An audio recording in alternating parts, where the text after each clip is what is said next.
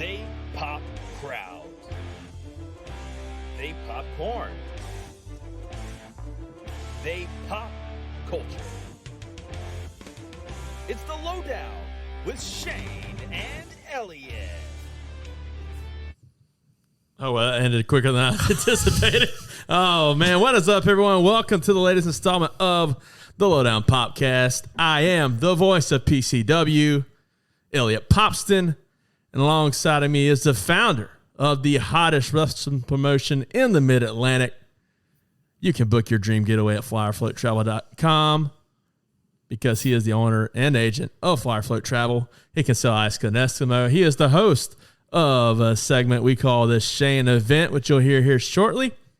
Ladies and gentlemen, give up for Mr. Shane Dorr. Man, I am ecstatic. We have another Wednesday morning. I'm ecstatic, man. I can't wait with our guests we got coming on later. Oof. Oh yeah, it's gonna be a one I'm super excited about for sure. You're biased. You have to be biased. You're Clemson. You're Clemson. I'm a fan. Clemson fan. Yeah. I can't. This guy. When I was growing up on Clemson, he's the quarterback I remember for Clemson. That's when I hear Clemson football, my mind goes straight to this guy. But before we get to him, we got to get to our third member of the Cool Kids table. He is the guy known as Handbook. He is Kevin Nash's soon-to-be favorite podcaster. He is a six-time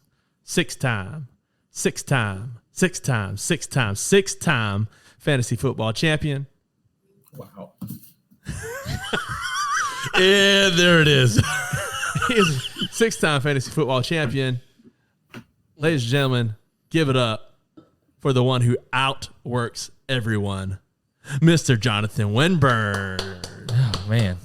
Is that a Christian Cage thing? It is a Christian Cage thing. Oh, God. I quit. It is a Christian Cage thing, and I'm starting to get more and more comfortable behind this microphone. That's dangerous. But Next week's episode will be Elliot and Jonathan. But we got to talk about this intro here, the intro to the podcast. You know, we might have to change that a little bit. You know, baby steps. This is only episode 3 for you, brother. Baby steps. I've been here since day one. But And I'm already outworking you. Okay, we'll see. We got to get to this amazing, legend, as I call him. He is the first ever quarterback in national college football. I was going to try to do NCAA all set out, but it didn't work. Are you drinking? He is the first ever quarterback to get 2,000 yards passing and 1,000 yards rushing. He almost did it twice, but a injury messed him up the first time. When he graduated, he had set 53 Clemson University football records. Ladies and gentlemen, former Clemson quarterback great, former Dallas Cowboy, former Atlanta Falcon, Mr. Woodrow Dantzler III. Gentlemen, how are we doing? Oh, man, I am ecstatic.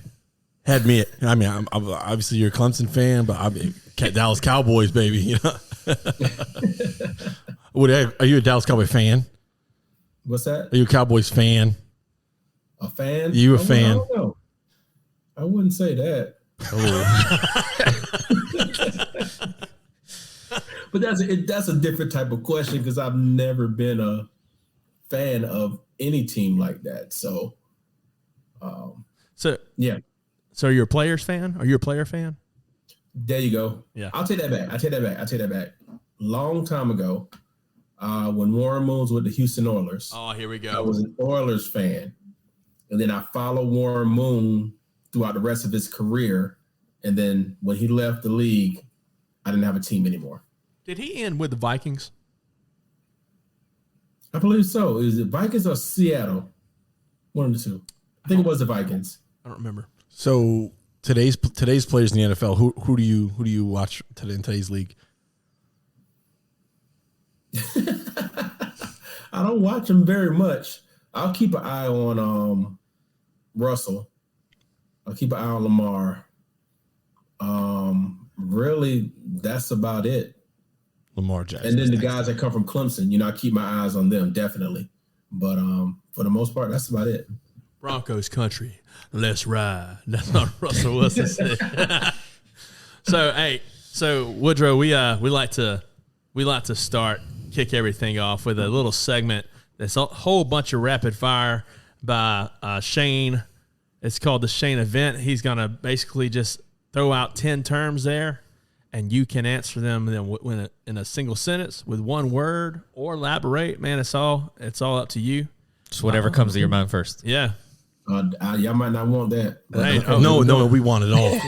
We want the smoke, bro. That's what we want. Here we go. But it's legitimately 10 things I think of when I find out who we're interviewing. So they're all relatable to you. You just say what you want. So number one is Clemson, of course. Oh, shoot. Family. Number two. We've never had one that short. Hey. Right off the bat, that's what popped in my head. That's it. I was a Cowboys fan. Bill Parcells. Oh, greatness. I love that guy.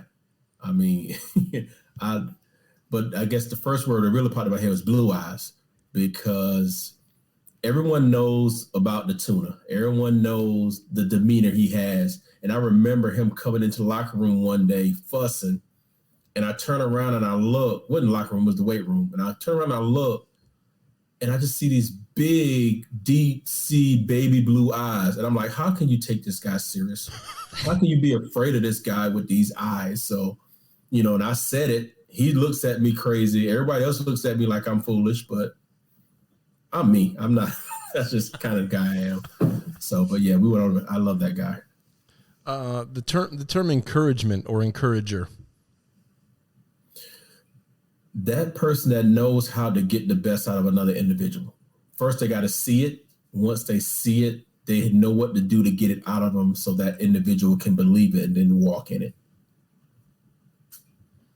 The 2002 Dallas Cowboys.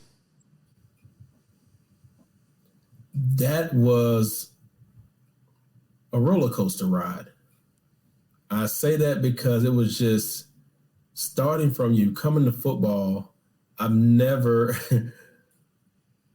been through a training camp quite like that. We was inside the whole time.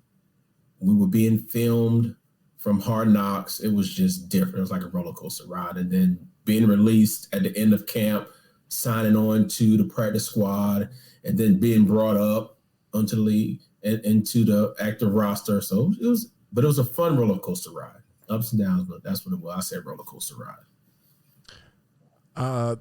Let's go the next year to the Atlanta Falcons, the 2003 Falcons. An opportunity to grow. That's what that was for me.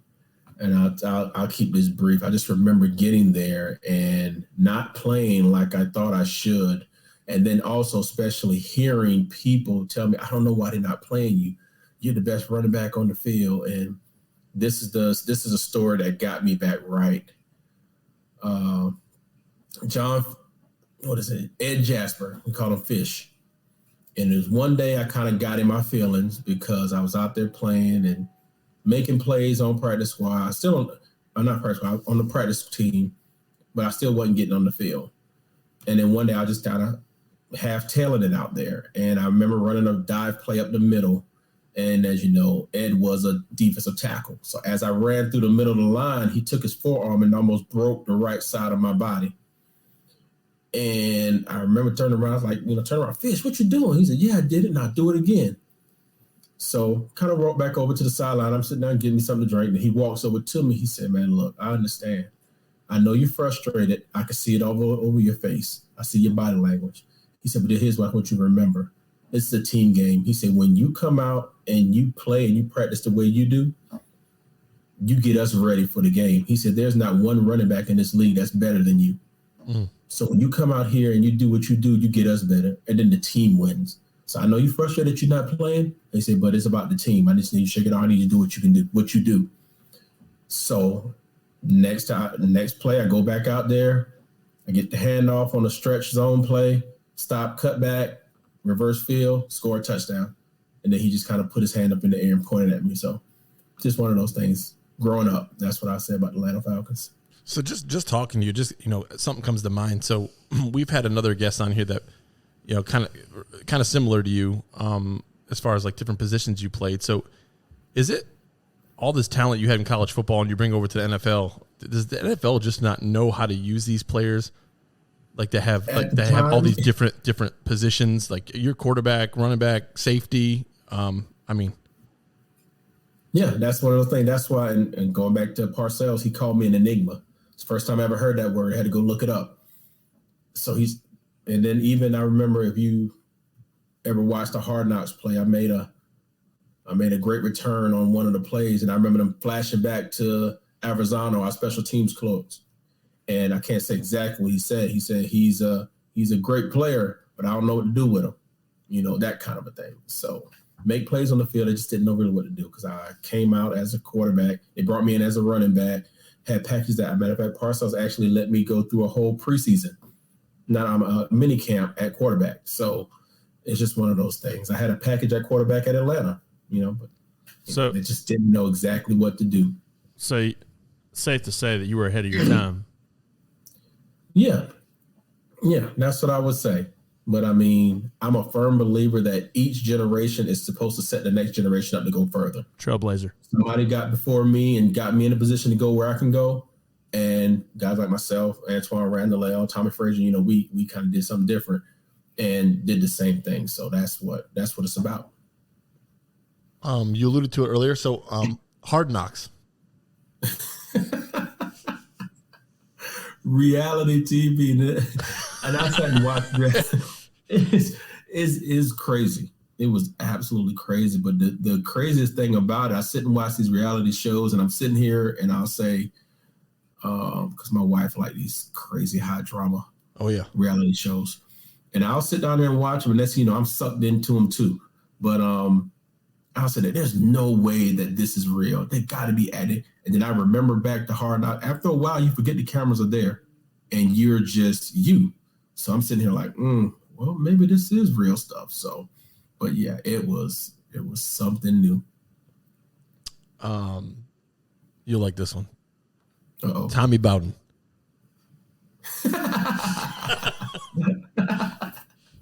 Let's see what I can say about Tommy. I love Tommy.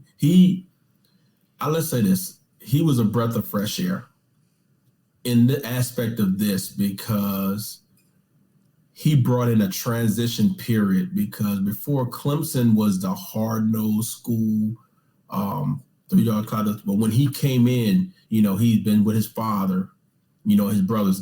He brought the business of college football to Clemson.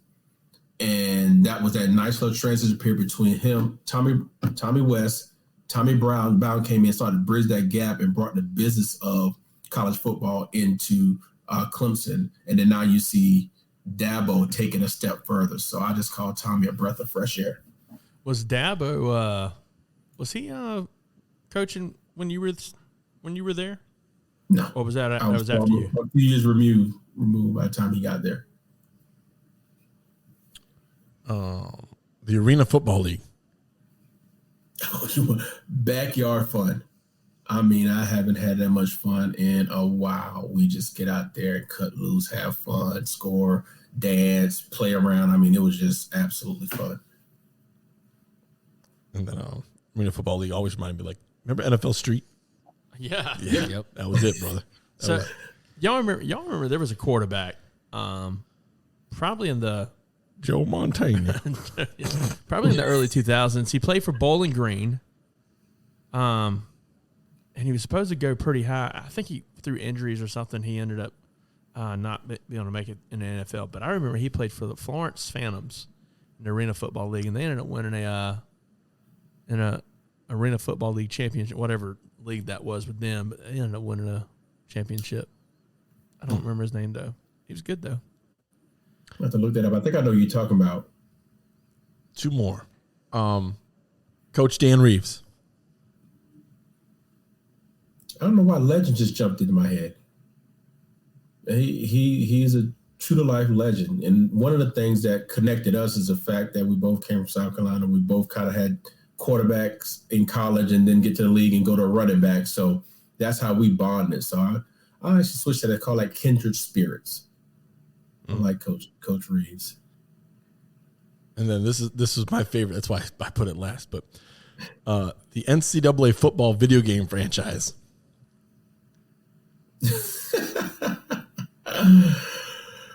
I don't want to hear it no more. Nah, I'm saying, but it's one of those things. You walk around, oh man, I play you on the game, and nobody can stop me. Every time I get you, they won't let me play with you no more, and because I kill it.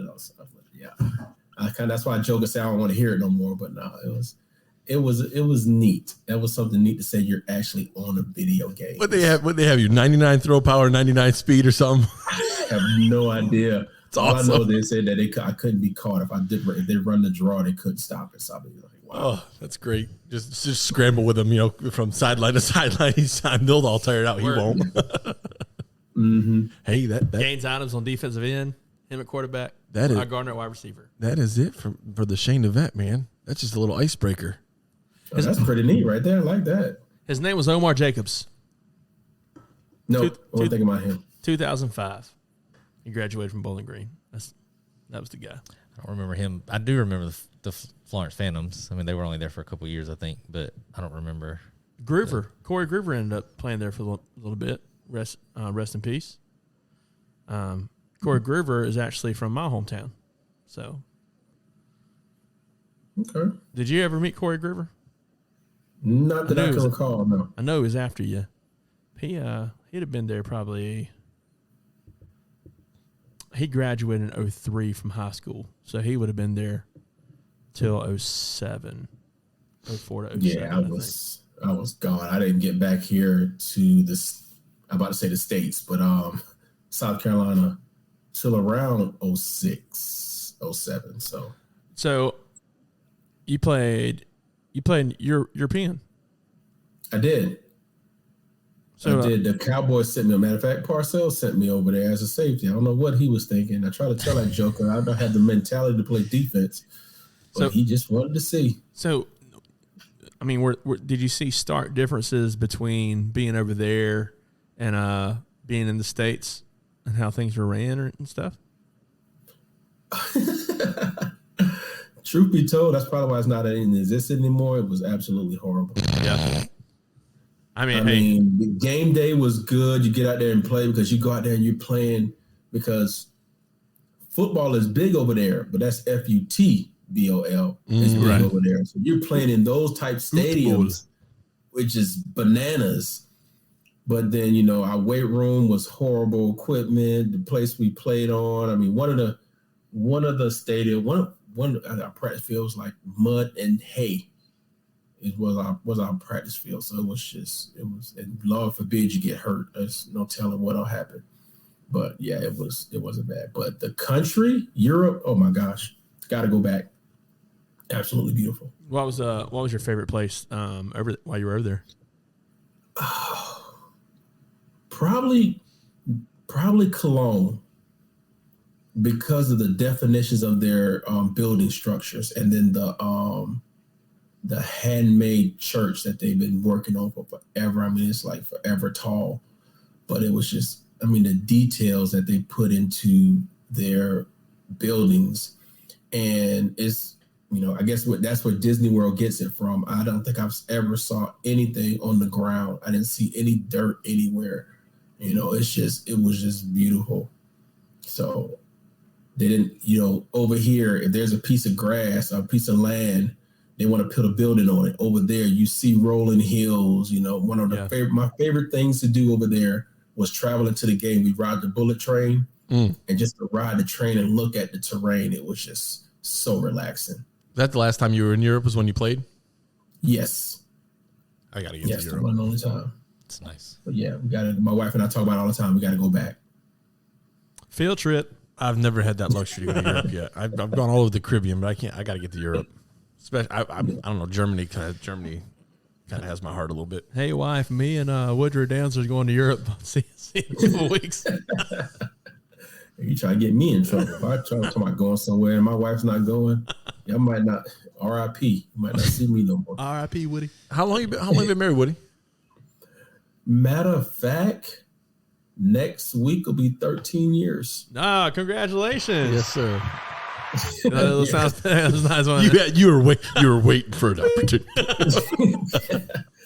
So what's Woody's key to success for a 13-year marriage? Seek understanding.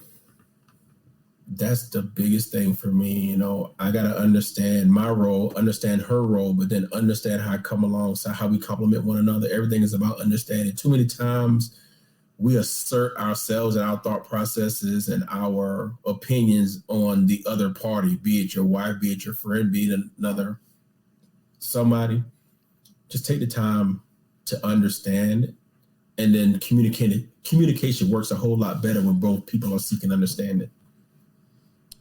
So I was doing a little digging on you and everything, and I noticed there's a lot of mentoring you do. You're a motivational speaker now. Mm-hmm. So you talk about that. I'm big on communication. Yes. And so tell us about how I believe you run a mentorship currently at a local middle school. Is that correct? Yeah. Yes, middle school. And I just entered into the high school as well. So I'm in the middle school and the high school. So what? So we all have children. What's something that like maybe we could tell our sons or daughters? Maybe some advice we could give them that maybe you share with some of the youth that you mentor when it comes to tackling the real world. Not to be too footballsy, but facing some of the real world problems. What's some advice you maybe give kids? Tackling fuel. Yes, I got him to laugh. That's all that matters. One of my things that's interwoven into everything I do is choice. I remember years ago speaking at DJJ down in Columbia, and first thing I asked the kids, I said, "Let me ask y'all a question. What's the difference between you and I?" And one of the kids kind of cracked a joke, "You free and we in here." We got a little laugh out of it. And I said, "No, what you think about it? What's the difference between you and I?" I said, "I'll tell you." I said, "We both came to the same fork in the road. I went right, you went left. The choices that we made." So I really like to instill in the kids and everybody that I work with the fact that they have the choice in everything, and they are responsible for the good and bad that comes with their choices. So many times we want to blame society. We want to blame our parents. We want to blame our environment.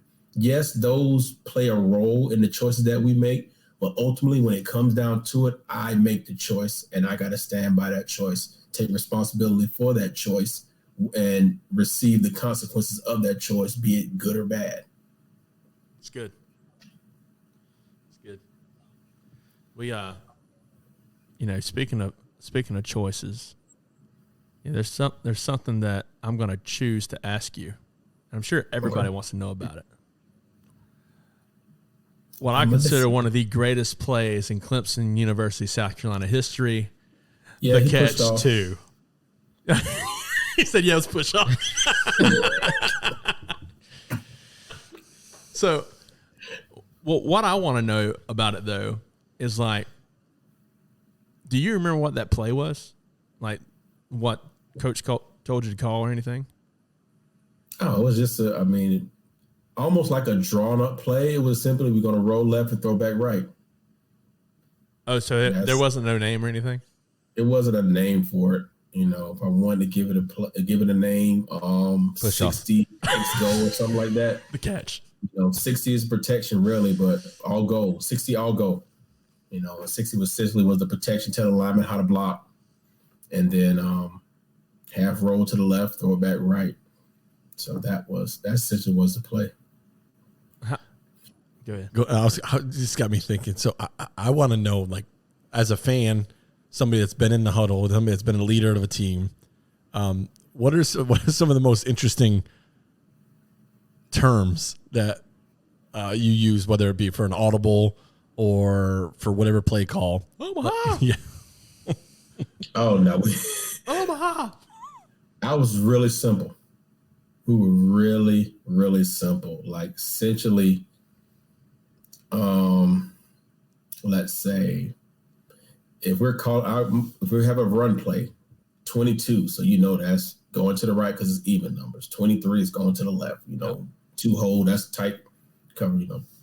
24 is a little further out. 28, 27, those outside. So it's really easy. And if we're gonna change the play, what was our call for changing the play? Opposite. I forgot what it was. Opposite. It probably was. What did he say? Like he kept it simple. So it probably was. It literally was that simple. Flip it. Wasn't nothing crazy. We were pretty easy going. So we had Coach Brad Scott come out to our school several times, and I always wondered if our head coach might have gotten some of the verbiage from him, because Coach Brad Scott would visit. And then, like, the next day, we have all these new terms for use. So I just remembered it. Go ahead. It was change. Oh, you're close. If we was going to the right and we saw something, the D line wasn't lined right, and we need to go back to the other side, we call change. So just that simple. One thing I noticed that you used to do. At least I felt like this is what you did, and I may have, being younger, I may have thought you were doing it this way, but your pump fake was different. So really? I always, multiple times I saw you when you were pump faking, instead of pumping with one hand to your, you pump with 2 hands to get your shoulders to move, to make the defensive back move, and that's something that when I was growing up. Watching you play really kind of stuck with me, because every other quarterback I ever saw would just pump with just one hand, but I saw you would pump with 2 hands, and it's something that always stuck with me, that I was like, oh, that's another thing that separates them. And I saw several times those DBs bit hard. Yeah, that was more so. That was high school. My coach taught me that. That was ball security. I had small hands. Compared, I was only 5'10" and a half on a good day. So my hands weren't as big as others. They were strong, but they weren't as big. And then sometimes if the ball was an old ball or something different about the ball, might not be able to hold it. So if I go to pump and it slips out my hand, that's a problem. So that's why I use both hands, ball security. So was there a favorite play, like in college, that you like to call or like to run? No, I didn't have one like a go-to play. I was always looking to see where they were vulnerable at on the other side of the ball and try to attack that. But one thing I did love is because I prided myself in never getting tired, which even to this day I say my out of shape is most people's in shape. So I love when we went tempo, just snap the ball. Right now we're at 40-second clock. Snap the ball at 35 seconds every time. Just before it hits 35, we're snapping the ball. Let's go. 25-second play clock. It's gonna be snapped before it hits 20. That's just go. So with the up tempo, did you have a lot of freedom to make the calls yourself at the line? When we got to that point, a lot of times, hold on, gentlemen.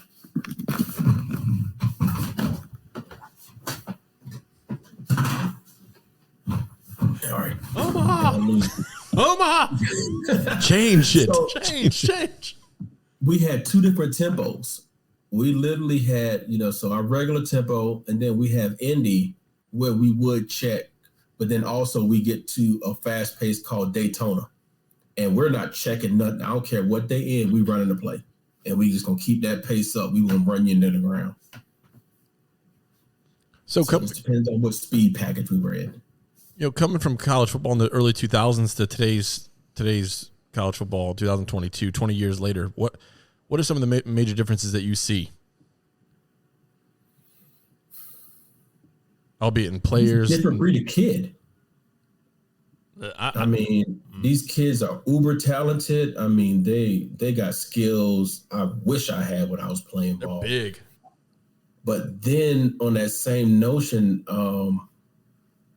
they experience so much more outside of football that I think is both great for them and detrimental to them if they don't know how to handle it. But I think that's the biggest shift, that they're exposed to so much, especially with the NIL. You know, that's something new. The transfer portal, and then having to go through the pandemic. I mean, just so much stuff thrown at them. The pressure that they put on these kids to perform. Yeah, we had pressure, but I think it's so much more nowadays than it was when I played. Even 5 years ago, it's so much more pressure. It's amazing what these kids deal with and still persevere and go out there and perform on Saturdays and all that. So, what when you look back over your career, was there ever a moment that you look back and say, man, that is something that I would say, hey, that defines my career right there. Is there anything particular, any particular game that you would kind of hang your hat on and be like, yeah, I hang my hat on that. You know, what's something that, I don't know. I wouldn't say the game that kind of made me think, but I would say the moment in the game. And I'll go back to that 2000 game against South Carolina when they went in and scored that last touchdown. And it was essentially over. Not a lot of time left on the clock. I just remember this overwhelming feeling that we were not going to lose the game. And I remember actually saying, we're not going to lose the game. I remember not saying anything, but it's like looking at Cal, looking at Will, and, you know, as the saying goes, what's understood don't need to be explained. So when we locked eyes, they already understood what I was saying. And then getting ready to go out on the field, Travis walked up next to me, and he just looked at me. We looked at one another, then he smiled, and it was just like we all knew what was about to happen. And we drove down the field, and we scored. And this is the part I like to tell. When Aaron went onto the field, and they got ready to snap the ball, as soon as the ball was snapped, I was headed to the locker room. Matter of fact, I take that back. When they was setting up for the field, I was already in the locker room, and I started getting ready. I started showering, I took my stuff off. I knew we had won because I heard the crowd. But by the time everybody came in from the field, I was already changed and ready to go. So this just came to me too. I want to talk about injuries. So you've had a couple serious injuries in your career. So coming from injury, like what's your mindset coming back from injury, and did that have a substantial impact on the longevity of the rest of your career? God blessed me with a special mind. I can compartmentalize pretty well. I can prioritize very well. I can do one of those things of, well, doctor told me that, like when I hurt my ankle, you know, that tendon that started moving around in that 2000 season, doctor said, well, you're going to play on it. It's not going to get any worse. So I said, okay, it's not going to get any worse. Doctor said it's not getting any worse. So I'll just go play. And that's just kind of my mindset. And then when I went back through and had the surgery, did the rehab, started feeling good, and doctor said, okay, you good to go. Okay, I'm good to go. I'm not thinking about it anymore. I just had the gift to be able to do that. Not everyone has that ability to just say, okay, I'm good then, let's go. So it wasn't a big deal for me. It was just the process of the rehab, which wasn't as bad easy, because like for me, it's like, it's going to take, just throwing out numbers, 6 months for my rehab, and I'm going to have to do this day in and day out to get right. So I put that in my mind as programmed, and I'm good. So just a gift that I thank God for. Was there ever a moment, because you were so close to being the first, and you ended up, doing this the next year, but you were so close to getting that 2000, 1000, the year you had that injury. Was there ever a moment where you look back and said, man, maybe I should have done this, or maybe I should have done that to try and get that? Or was it, or are you pretty much at peace with, you know what, it was what it was. Yeah, I'm definitely at peace. I'm one of those, I don't look back. Everything happened for a reason. And honestly, I had no clue or any inkling about a 2000, 1000. That's all Tim Beret. He mentioned that. Actually, I think I didn't know anything about it until the last year, 2001, when we were getting ready to go into at the end of 2000, going into 2001, the last year. That's when I started hearing whispers about it. I knew nothing about it. My whole thing was making sure that I was preparing myself to be the best I can for my teammates, because one thing I did not want to do is let them down. And then another story I'll give you guys is that Duke game when we were going and I needed whatever I needed to set the mark. And we're out there playing, I think midway through the first quarter or maybe this early second quarter. Kyle walks up to me and say, look, I know what kind of player you are. I know you don't chase anything. He said, but this is something that's going to do good for the school. This is going to be our regular. What we're going to do, we're going to go out there and get it for you. And he's like, let's go. So it's like, and that's another moment that lets you know, man, these guys believe in me. These guys trust me. These guys rely on me. So now that mark was no longer about me. It was about my team. And that's all I needed. If you want to inspire me, you want to motivate me, tell me I'm letting down my teammates. I'll tell me I'm letting down my family. I'll tell me I'm not pulling my weight. That's how you motivate me. And that's what kicks me in the high gear to go out and do what I can do, because I'm a philanthropist at heart. I love people and I want to see the best for them. And whatever I can do to do it, that's what I'll do. I mean, I would tell you, it didn't happen that first year, but it meant to happen because it happened the year after. So yeah. Yeah. I think Tim put out a stat. He was like, he's already done it when they started the whole Heisman campaign, which if you ever saw that brochure, just kind of tell you my mindset. I really didn't want them to start doing. I said, well, and I said it as a joke. I didn't think they were going to do it. I said, the only way I'll let y'all do this is if you include my team. And you see when on that Heisman brochure, they got the offensive lineman on that brochure. So, yeah. So you mentioned earlier that one thing that you did kind of enjoy was outlasting people, so to speak, like when you went up tempo. So you can definitely see that when you were a Dallas Cowboy and on that kick return. Against the Niners. Against the 49ers. Yeah, God bless them. So, and I guess it's a kind of a two-part question. First, have you ever gone back and listened, or how many times have you gone back and listened to it in the Chris Berman call? Because the term "tiny Dantzler" was very, very witty. Second, how in the heck did you tiptoe like that down a sideline? Wait, did you say very, very woody or very, very witty? Oh, I was like, hey, that was a good one. All right. Oh, I love Chris Berman. I didn't listen to it much. It was just kind of neat. I heard it enough from people wanting to sing the song, and the most interesting part was actually listening to the song that it comes from, and it's Tiny Dancer. And I was like, oh, this guy. If you listen to those lyrics, I'm not going to get into it, but it's a very interesting song. Oh, yes. But I guess it kind of made sense when you think about tightroping down the sideline or whatever. But, I'll lend that to my martial arts training. One thing that I was intent about was body control and, being aware of my surroundings, being able to control myself. So that's where that came from. But interesting fact, I actually went the wrong way on that kick return. And talking about not wanting to let nobody down, I mentioned earlier about Joe Arizano. He was a skilled linguist, meaning if you guys know about being in the film room with your coach and they know how to use those words to make you feel about that big. So, it was midway through the game, and I remember they had actually just scored, and the play was supposed to go to the left, but they were reading our return. So I actually went to cut back to the right because I thought I saw a hole. The hole closed up.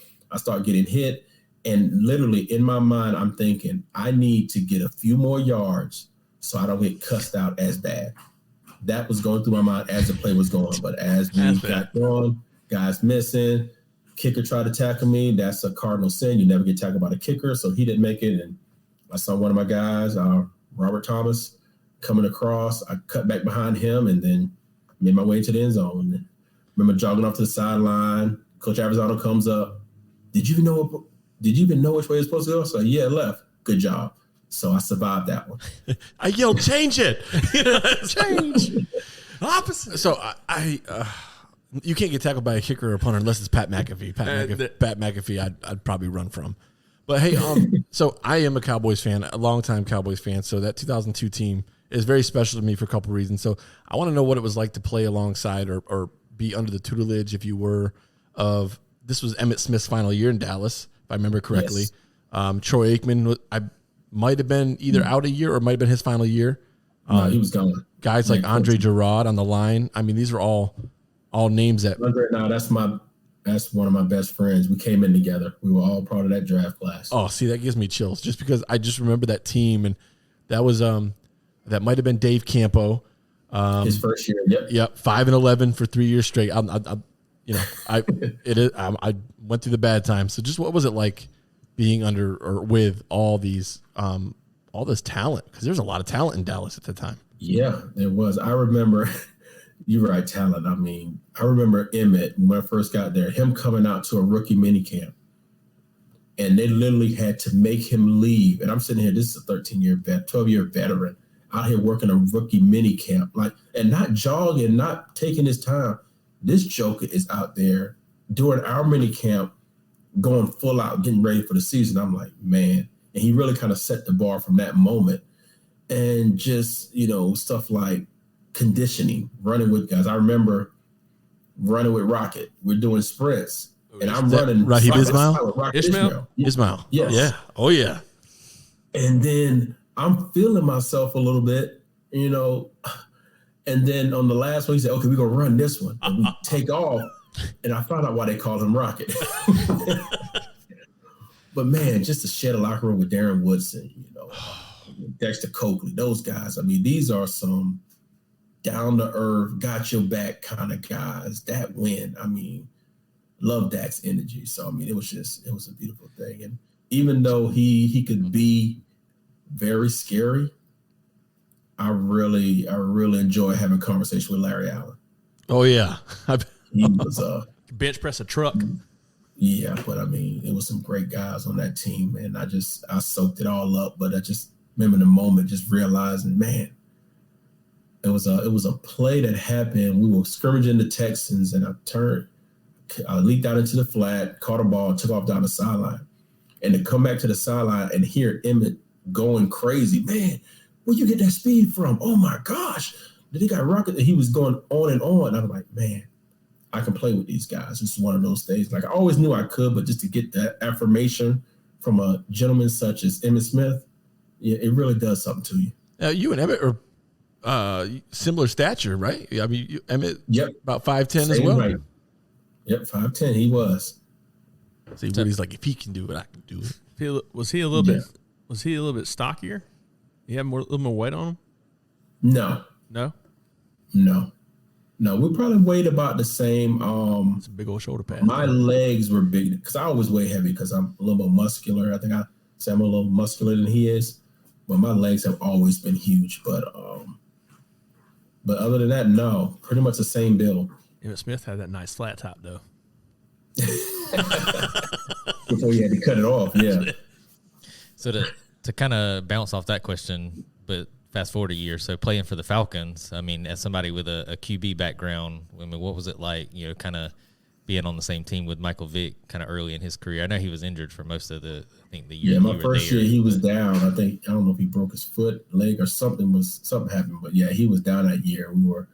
We had Doug Johnson, but man, just being in the room with guys like that. I mean, Peerless Price came in that year. No, that was following year. Peerless Price came in there, but Warwick Dunn, TJ Duckett. I mean, tears in a bucket. TJ Duckett. Oh man. Warwick Dunn.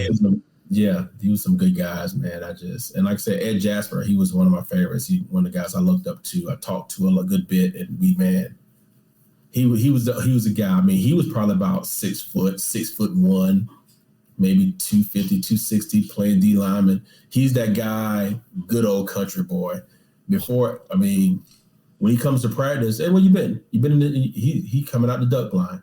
Or he's coming from the he's coming from the woods. He's been hunting before practice.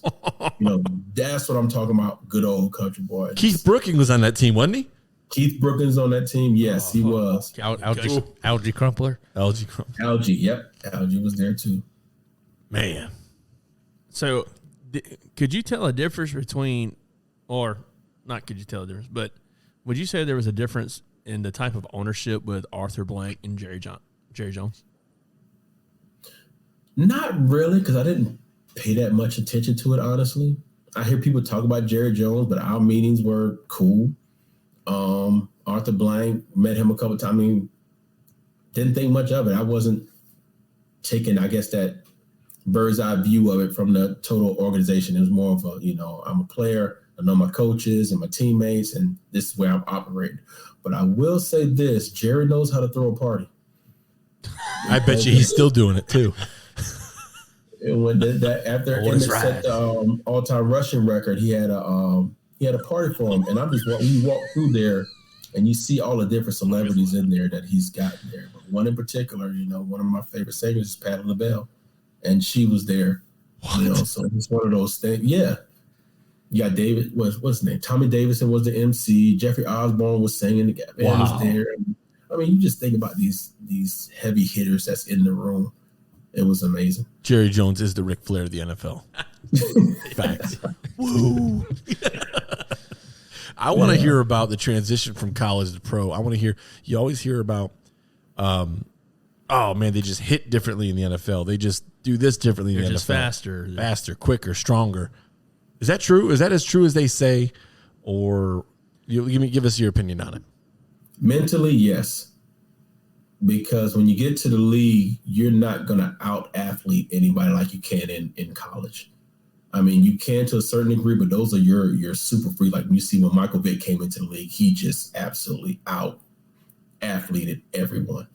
You get rare birds like that. But for the most part, even after a while, these guys will start thinking a little bit further. They'll start watching film. They'll pick up on tendencies. So when they see a formation, they know what's coming at them. They're already prepared. So it's more of a mental game, and that's what they mean. I think that's what a lot of people mean by it's faster. But once you get that mental aspect of it, the game slows down a whole lot. And that's when you get to go out there and allow your abilities to take over. So for me, I knew pretty quickly, just in training camp and mini camps, even in conditioning, that I could hang with these guys, just running with them. But once you get in that film room and you learn the plays and you understand the offensive terminology and the strategies and you understand what's happening on the other side of the ball, the game slows down and you go out there and play and have fun. Outwork everyone. All day. Yes. So in your NFL career, what was your favorite place to play? Like what stadium had the best atmosphere? Death Valley. I said NFL. He said NFL. Honestly, I couldn't tell you because that's another little perk that I had. When I'm on the field, I don't recognize anything other than what's happening on the field between the sidelines and my teammates and coaches. Like there's like a blur maybe in the background of the stadium and the fans. It's maybe a muffled cheer, but I don't see or hear them. Yeah, it's crazy to think about that though, because you played in the old Texas Stadium in Irving, so I mean, what was that? 80,000, 85,000 people, maybe not quite that many. And I don't know how many was in there, but like I said, I didn't hear him. I didn't see him. Yeah, we had a previous guest. We had Savell Newton on several weeks ago, and he kind of mentioned the same thing though. It was like, hey, I know it gets loud in these places, but honestly, when we're in the game on the field, I don't hear it. And I was like, you're able to tune that out. That's amazing. Yeah, that is pretty amazing. So, one thing I want to ask you about is, what's your thoughts on today's Clemson team? As currently ranked number 5, facing NC State this week, possibly during Hurricane Ian. College game day coming to town. What if you were in the room with the team right now, what's something that you would kind of say to motivate them? What's your thoughts on the weekend and so forth? Because that's going to be a game. My thing would be who you are. And I think that's the biggest thing that Clemson this year, each team takes on a new identity each year. Sure. And what I believe they're doing, they're still figuring out who they are, this year's team. And you even think back to it when Trevor first took over. After that first year, he came back that second year, and everyone had these high expectations of Trevor. And honestly, they didn't do very well those first few games. But once they got it together, they took off. And I think the same thing's happening here. This team is figuring out who they are. They have all of the bullets in the gun, so to speak. They got the talent, but it's just how that talent fits together. Who's going to be this player? Who's this emotional leader? Who's the gritty player? Who is who? So my advice, just be who you are, embrace it, and go out there and have fun. And that's what needs to happen. Do you think this last game they kind of made that? I felt like personally as a fan, watching this last game, they kind of made those strides. It's one of those things I felt like, as close as the game was, at quarterback, DJ played a really, really, really good game. And I felt like maybe he started kind of finding himself some. Yes, even though we had some injuries there. What's do you kind of feel that way? I feel like I kind of equate it to the baby bird, kind of pecking its way out of that shell, out of the egg. They've got part of it off, and that beak is popping out, the eye is kind of popping out, the head is almost through. So they're seeing the daylight. They just got to go ahead and come on out that shell, and then you'll really see who this Clemson Tiger team is. They haven't done it just yet, but they're really close to cracking that egg open and really showing who they are. And once they do it, oh boy, watch out. So I have a question for on the rival side of things. With Carolina having a QB like Spencer Rattler, like what do you think they need to do to kind of get to that next level?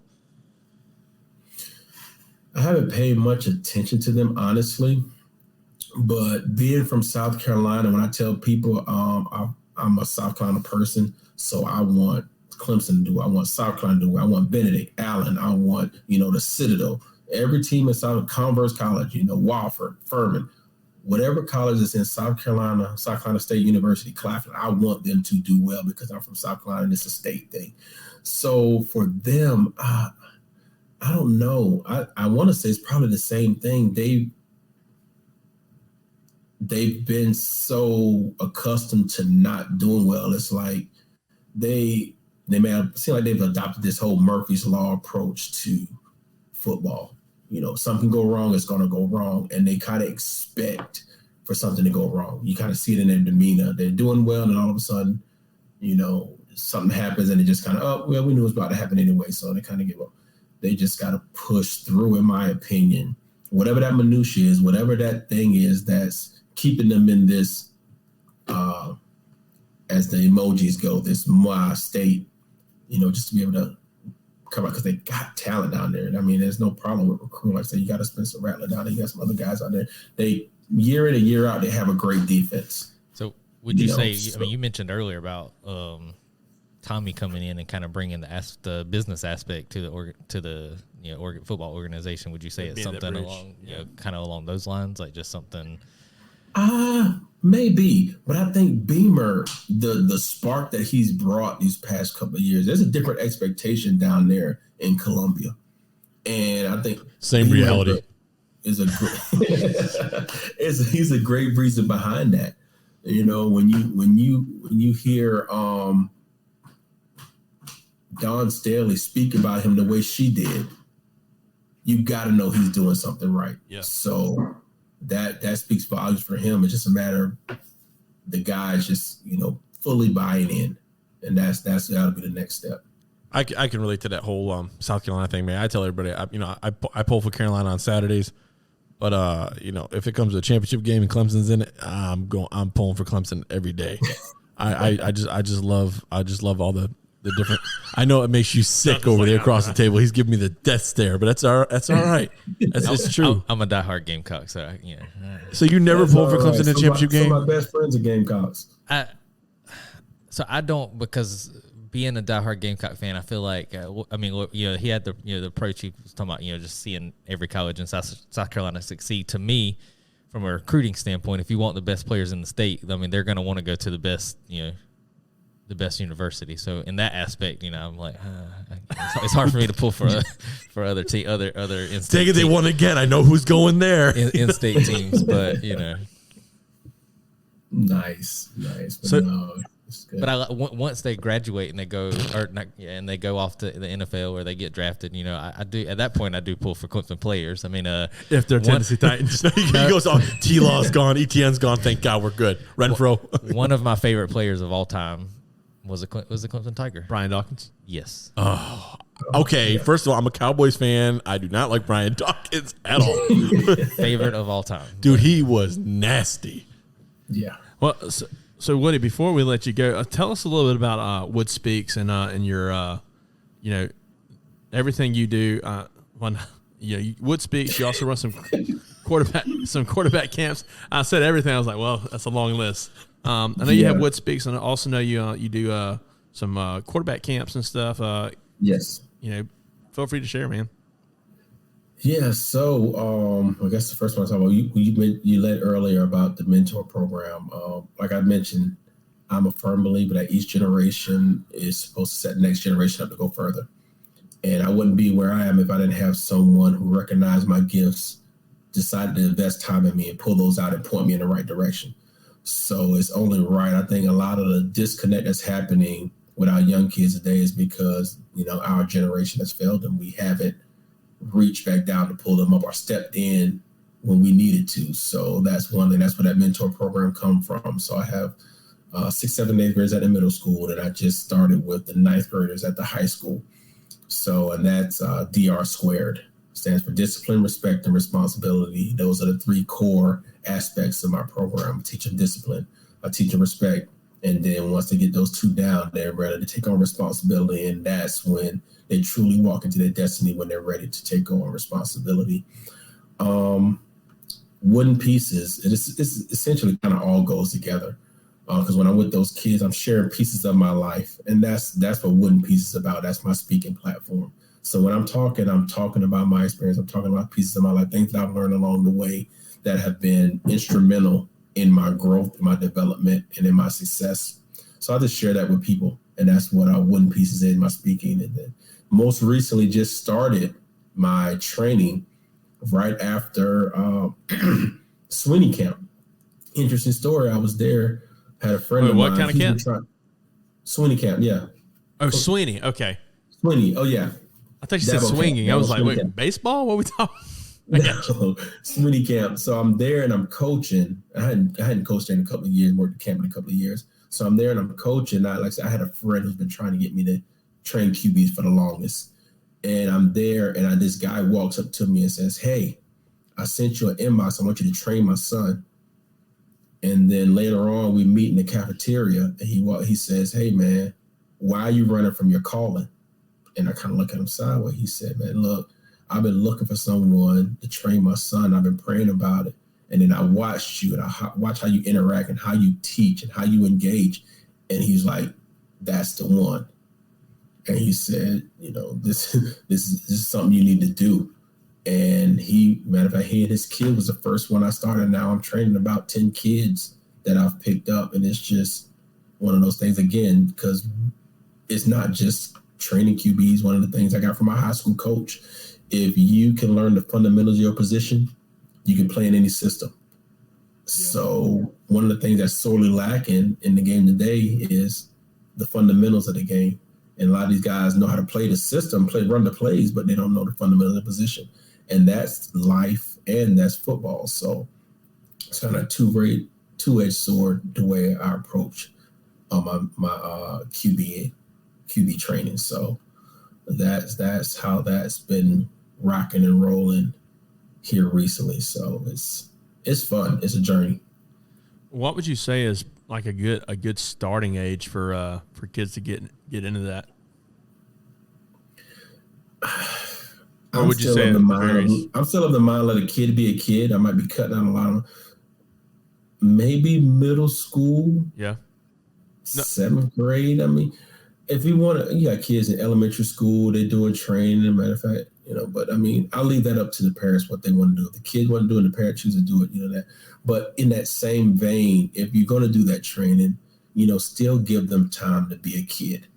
Let them have some free time. Don't have them wrapped up in, it's good to play different sports, but, give them a little off-season. Let them be a kid. Let them find out what they want to play. But, I'll leave that. What's the earliest age? I'll leave that up to the parent, but even if you do, I just say still give a kid a chance to be a kid. It's interesting because we've asked that question to multiple athletes, multiple people who've been taking it to the next level in their career, and every you mentioned it. Everyone has said I strongly encourage multiple sports. Mm-hmm. Yeah, let them figure it out. My son's only 7, and we had somebody approach, hey, you want him to play travel football? I was like, absolutely not. He's 7. No way. Right. And kids get to a certain point where let the child tell you what they want to do. Yeah. It's like Mm-hmm. I have one daughter that's older than the other, but like she's into dance right now. Like if she says she doesn't want to dance, she knows that she doesn't want to dance. Like you gotta let child kind of tell you what they want to do as well, or what interests them. Mine's the oldest out of everybody here. Mine just turned 15, and he's starting to take baseball pretty serious now. But there's other kids that he's done baseball, rec baseball for probably 8 or 10 years, and that's really the extent of his baseball.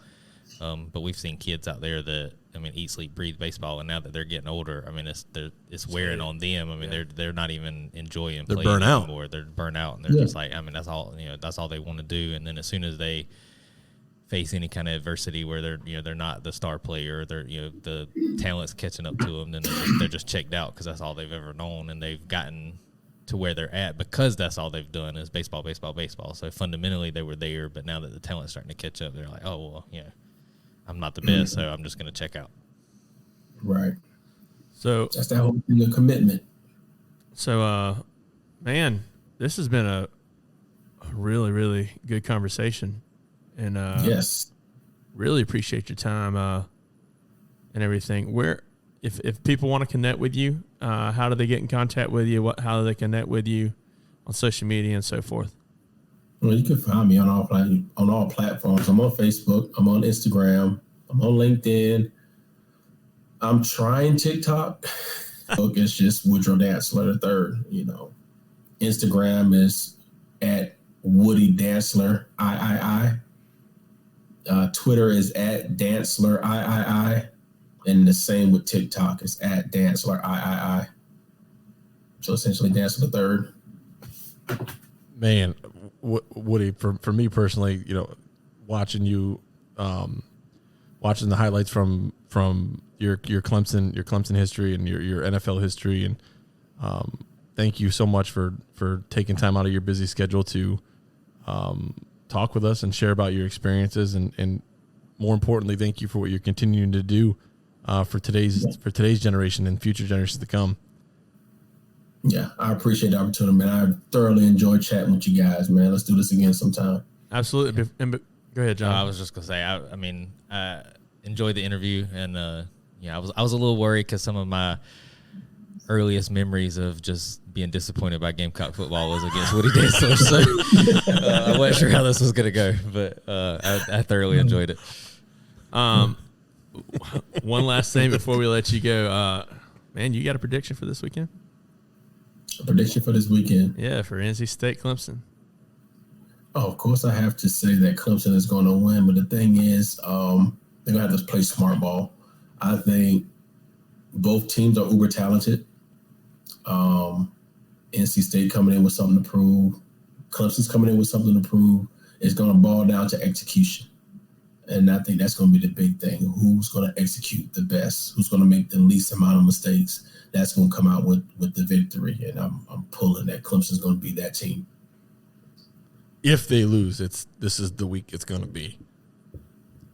No, I mean, I don't see them losing any other games this year. I think this is the game that if they lose, it's this one. That's always been a game, though. Always. Clemson is always W's a W, bro. I don't care how ugly it is. Let's go. Yeah, Win or lose any week. No matter the record of either team, it's just. I only remember 2 seasons in the past 10 to 15 years where it wasn't a close game. Right. Everything else has always been. Heck, there was that year they went into several overtimes because of wide lefts and wide rights consistently. and you're coming off that shootout there. Shootout Wake Forest. We played them hard last year in the rain in Raleigh. So it's gonna be a good week of football. Ladies and gentlemen, we've had an amazing time with former Clemson great quarterback, former Dallas Cowboy, former Atlanta Falcon. The first time ever to throw for 2,000 yards, rush for 1,000 yards in college football. And he didn't even know it. What was it? The National College Athletic Association Football League. Oh, God. Ladies and gentlemen, Woody Tiny Dantzler. Thank you so much, Woody. We appreciate your time. We appreciate Yes, it, man. sir. Man, guys, before we continue, I'd like to thank our sponsors. This podcast is brought to you by Day Soul Coffee Lab out of where, Shane? Birmingham, Alabama. Y'all, I consider myself a coffee connoisseur. I absolutely love coffee. And I've found what I believe to be the absolute best coffee out there. With Day Soul Coffee Lab, you can be sure to get coffee that's super smooth and always fresh roasted. Some of the best, if not the best, coffee you'll ever drink. So swing over to their website, daysoulcoffeelab.co, and use promo code LOWDOWN to get 10% off your order. They even have a subscription option where they'll deliver coffee directly to you every month. Guys, it's a no-brainer. If you're going to drink coffee, you might as well make it great coffee. We'd also like to thank Revolution Nutrition out of Camden, South Carolina, where their drinks are delicious and nutritious. Speaking of Revolution, so their weekly teas this week are themed around Hocus Pocus. So, Hocus Pocus. As much as 2/3 of this podcast are not really a fan, the teas I have pretty much tried all of them, all 6 of them this week already. Because he gets 2 a day. He does at the same time. Pretty good. They are all amazing. Yeah, delicious. Okay. Sure. I'm sorry. I'm still stuck on the notion that Roomba 2/3 does not like Hocus Pocus, but we've already had Pocus. this. Hocus But you're gonna watch it too. Not you, Elliot. He will. So just saying. Nevertheless, guys, Can you watch? No. Nevertheless, nothing. I am pissed now. So you already got my blood boiling. Can you not? Can you honestly this is supposed not to be watch? an ad read, by the way. Ads are red. Can you not watch Hocus Pocus and not laugh? Can you? There's parts that are funny, but it's not like grabbing my pancreas laughing the whole time. There's a couple. Come on. There's funny parts. Okay, so as long as you laugh. But you can When the end credits roll, maybe you can get those. You can get those Hocus Pocus teas at Revolution Nutrition, and go in there and give the promo code LOWDOWN for 10% off. And then watch Hocus Pocus while you're drinking it. Heck, maybe you'll like the movie. I don't know. I think it's amazing, but again, whatever. Sorry, my blood's boiling. Your blood's boiling because your Cowboys suck. We won, sir. 23-16. I watched the game. Snooze fest. No. My grass is growing quicker than their offense was moving. No. Wrong. I love Cooper Rush. Rongo. I said it. I'm gonna stick with it. Jonathan disagrees, but that's okay. In Dallas, you stick with the hot hand until he sucks. Greatest linebackers is Joe Montana. I mean, in that case, y'all should be rotating quarterbacks every week. Well, no, stop. Now you're being. See what I'm saying about? You know what I'm saying, but you can't say anything good about a team that isn't your own. So I'm a big Dak Prescott fan, but at the same time, it's a mental thing too. As long as Cooper Rush is winning and they're producing, the offense is rallied behind him, and the defense keeps playing on that side of the ball the way they've been playing. You keep the guy in the quarterback position until Dak is fully healthy, and or Cooper starts, what's that word? Going back, like going down. That's just my. So opinion. I agree. Cooper should play until Dak is fully healthy. I don't think that'll be week 4 or 5 or whatever he's talking about coming back. I do think it'll be a couple more weeks, but I'm not. I mean, Cooper Rush is 3-0 as a starter in the NFL. He's done his job, but he has not impressed me in any aspect. Like, there's nothing he's done where I've been like, man, but when he should be the starter. But when? But it's a team game. It's not just Cooper. It's but just not Rush. It does start at the quarterback position. That is the leader of the offense. If your quarterback is winning you football games or putting you in a position to win a football game, whether it be a last-minute field goal, whether it be a go-ahead touchdown score, whether it be a 2-minute drill, if that quarterback, if that quarterback is putting you in a position to succeed, to win games, you go with a hot hand. It's the same thing that happened in New England when Drew Bledsoe went down and Tom Brady. You ever heard of him? Hold on. Comparing Cooper Rush to Tom Brady. No, I'm not. I'm saying the situation is the same. A star quarterback, Dak Prescott is our star quarterback, went down with injury. But Brady lit it up when he came in. Cooper's winning. He's winning. That's all I'm saying is until he loses. Is he winning or is he managing? Because there's a difference. It goes hand in hand. You have to be able to manage a football team, manage your offense to put you in a position to win a football game. I'm sorry. That's just my 2 cents. You can disagree with it. It's just my opinion. But I am a Dallas Cowboy fan. I am a Dak Prescott fan. He's a $160 million quarterback. You've committed to him long term, but at the same time, it's the same thing with Zeke in the backfield. Who's the hot hand in the backfield? Tony Pollard, not Zeke. But Zeke is getting most of the work. Not what I would do. I mean, that's not the right thing. Well, Tony Pollard's a better back. This is what Jerry Jones is gonna do. Well, Jerry Jones needs to go too. But that's another opinion of mine. But nobody wants to talk about that. What was that? Sound like thunder rolls or something. Let's just be honest here. The reason I want Dak to come back is because he's sitting on my IR spot in all my fantasy leagues right now. I need him back. I don't know. I get a lot of flack about a lot of flack on social media that I think that, but it's my belief, man. It's just and it might not even. It could be a 2 or 3 week thing. You don't know, but if he's continuing to win, if it's ugly, if it's not ugly. Doesn't matter. You're winning football games behind him. The team is rallied behind him. The receivers are saying great things about him. I just roll with it. It doesn't hurt. It doesn't hurt anything. Just roll with it. Just roll with it. There you go. What was that? Okay. It sounded like a train off in the distance. Sounds like a big old choo-choo train. We need Bobby Boucher. Bobby Boucher is the answer for everything. Woo! It's like, well, way to get me started in my blood boiling. But Mama said Dak Prescott should be quarterback. Well, folks, Mama's wrong again. That Prescott stay ornery because he got all them teeth and no toothbrush. Oh. So, guys, let's talk about the White Rabbit. Smooth transition. I mean, Yeah, I'm getting sick and tired of y'all talking down on my team. Just let us roll. We'll get back to with football. the hot hand. Just let us roll. I mean, Nobody knows what the White Rabbit is, other than the wrestling fans. yeah, if you're listening to this and you're a wrestling fan and you don't know what the White Rabbit is, you should. But nevertheless, I think it's some of the best storytelling that, despite who it ends up being, I think we all agree all signs are pointing to one particular person, and if they don't deliver on this, then they. So I was thinking about this on the way here today, and I think here we go. No, I think if they don't deliver, it's definitely going to be like a sour taste in your mouth kind of thing. But I think even if it's not Bray and it's underwhelming, you got to give them credit for how they got there. Oh, all this is At house shows. The writing, the teasing, everything has just been it's been great. They've something as simple as a QR code.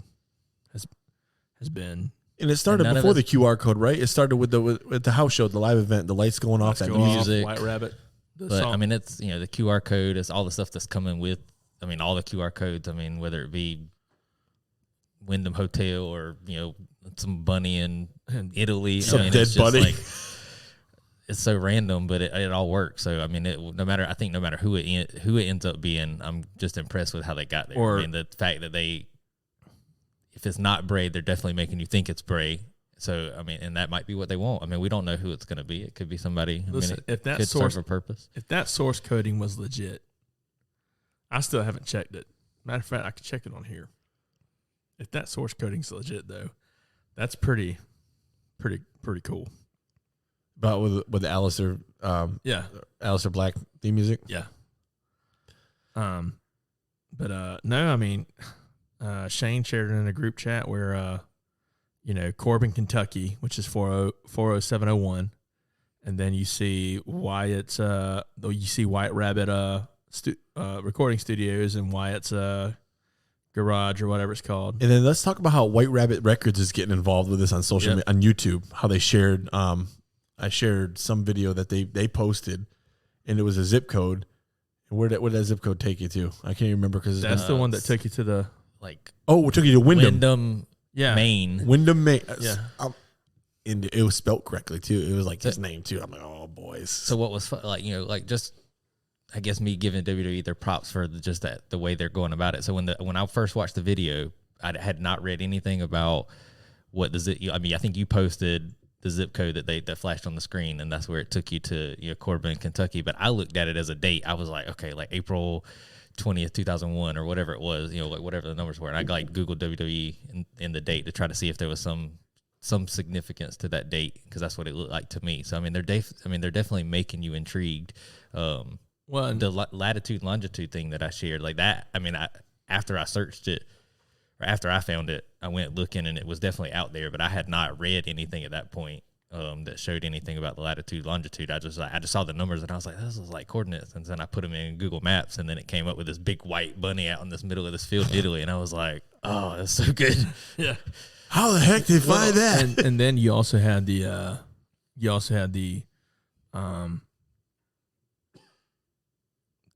Toronto airport in zip code. So it was the date for SmackDown 9/29, and then it was the Montreal, or it wasn't Toronto, 9/30, and it was whatever the Toronto airport. Yeah, I don't think it was Toronto, Winnipeg or something. It was in Canada. It was another airport, but it was wherever the show was taking place, like the city that was taking place. It was Edmonton, Alberta. It's such organic promotion. Whoever's behind it is genius. And for all we know, it could be Bray behind it. I mean, that's what I think. I mean, as much as I go back and forth about, I feel like I don't want to get my hopes up, because I just don't want to be disappointed, and I just want him back, whether it's AEW, WWE, wherever. It definitely seems like something that he would have created. Creative, yeah. That's kind of where I'm at. Creatively, this is something that, knowing how he likes to twist the mind and make you think and everything. Anyways, even with his his lack of tweets and posts and stuff. But when he does tweet or post, I mean, he posts his profile photo right now. It's a picture of a moth, and if you look into the body of the moth, it's a picture of a Fiend mask that's scribbled out. I mean, but you have to look at the small details to see stuff. So I think my disappointment, or like my preparation for disappointment, kind of stems from, I mean, it's no secret. You all know it. I mean, Sting's by far my favorite wrestler, and I think back to WrestleMania, WWE. Years before, I think a year or two before Sting actually debuted, they showed this graphic, and it was like smoke, and everybody was freeze framing it, and it looked like it spelled out Sting, and they were teasing Sting and Taker, and it ended up just being Taker. It was just a Taker promo. It was supposed to be for Sting, though.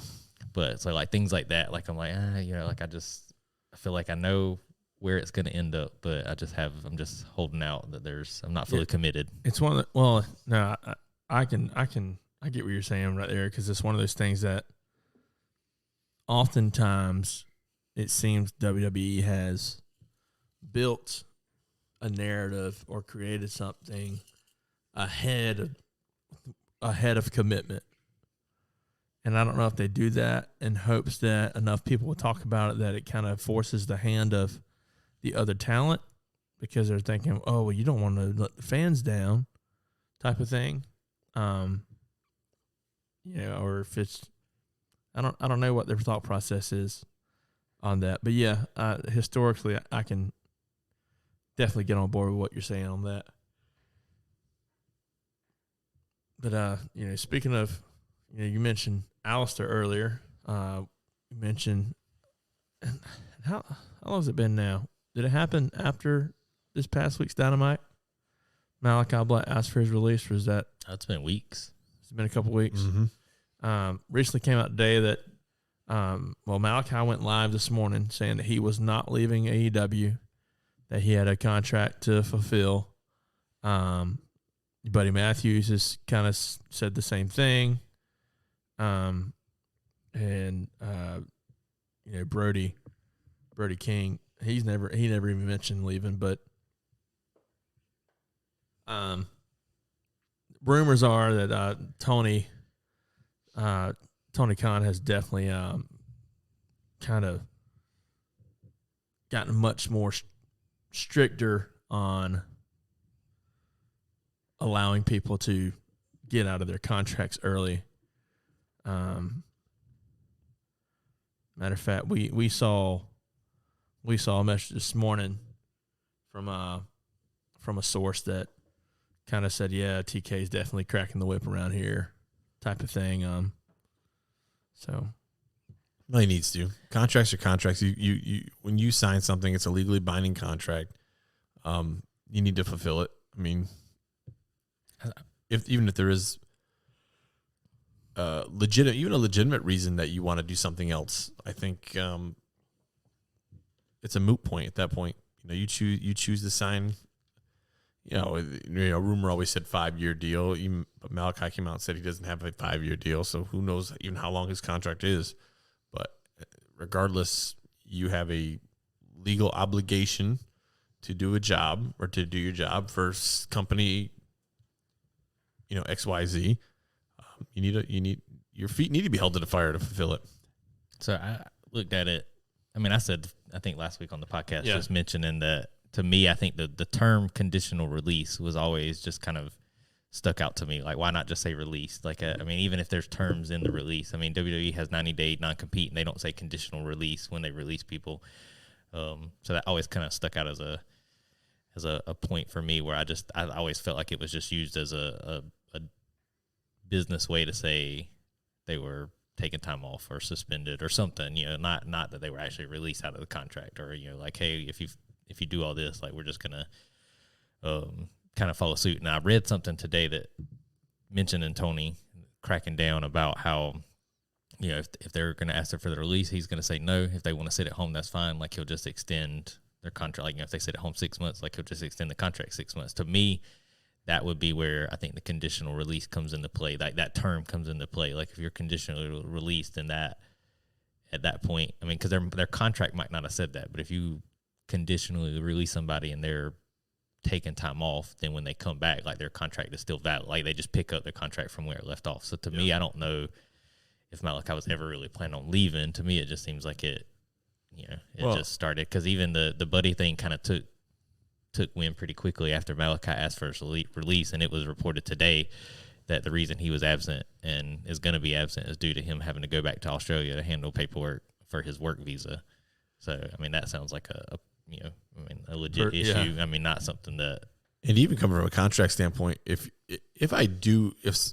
person A wants out of this company, right, and you're stuck in a contract and you're not going to get released, or you're not going to get an early release, and if I stay at home legally, this time that I'm taking off is just going to get added on to a contract.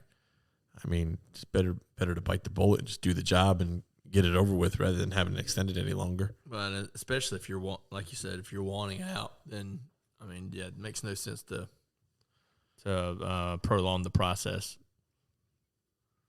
And we all know where, I mean, not to bring up something that we've kind of beat to death and there's really not been any news, but we know where I stand on the Young Bucks versus Punk situation. And it could have been, I mean, that was about the time, it was like around that same time that Malachi originally asked for his release. So like the way that situation was handled after the fact may have been where he was like, okay, well, like, let me just take some time off. Like I just, there's a lot of stuff going on in the company. I just need some time. I mean, it might not have been, it might have just been the situation he was in at work and just, hey, dude, get your crap together. When you get your crap together, I'll come back. That whole everything kind of takes its focus away from the whole EVP situation, the Punk situation. But that you talk about a situation that's gone completely quiet. Their names are scrubbed. They're no longer recognized. I mean, just to watch an episode of AEW Dynamite or Rampage or whatever, and to not hear the name Kenny Omega, Nick Jackson, Matt Jackson. I mean, that's to me kind of weird. To me, it hasn't taken away. I haven't missed it one bit. No. It may not have taken away from like the show, but to not hear the name associated with AEW on their programming is telling to me. That's all. I mentioned this, I think last time. I mean, it was the same way with MJF. I mean, that whole thing happened. I mean, that was definitely, I think, storyline. But I mean, Sure. It was. I mean, they did the same thing. They scrubbed him from the opening video. They didn't mention him on TV. There was no mention of him at all. I mean, no promotional stuff. I mean, I love MJF. So it can be done. Sure, but it's just weird. Like, you have Omega. I guess if Omega just hadn't come back from this major surgeries and injury plagued time period of his career, and if he wasn't an EVP, if he wasn't one of the best wrestlers, if not the best wrestler in the world, it's just weird. But I guess for me, the whole time Omega's been out, you haven't heard from him. You haven't heard about him. They haven't. It seems like it's just the kind of the normal thing that people who aren't on TV at the time, AEW just kind of just stops talking about them, and it kind of gives them a bigger Return pop. I was that, and I mean, they have a loaded roster, so why spend time talking about people that aren't going to be on TV when you have 3 hours of TV every week to fill with the talent that you have there that are going to be on the show. And I even you also have the Ring of Honor roster too. Well, and I even feel like they've regularly kind of scrubbed their Dynamite intro. I feel like that's something they've just done regularly. I mean, it changes weekly. I mean, that's what it seems like. Yeah. I mean, Rampage. We'll talk about it. We'll talk about it in just a little bit. But I mean, we had a debut on Dynamite, and then on Rampage, she was already in the opening video. So I mean, it was that quick. What's her name? Saraya. Saraya. I'm guilty. I always for some reason pronounce Saraya. I'm there with you, man. It's made more sense. Saraya. But dude, like, there's a punk pop. I mean, it was loud. So I was a little behind watching it live. Like, I got home late from work. I was a little behind, so I had completely stayed away from the group chat for most of the show, and then I picked it up for a quick second, and all I saw was like, it wasn't even that she was out. It was like somebody was like page debut ? And I was like, what? I had not even thought about it, and then I was like, what? And I was like watching the match. Dang it, Billy. No, I said that. I only said it because it was just somebody was about to come out. I mean, something, and you had heard the rumors of Paige, making that jump to AEW or who? Saraya.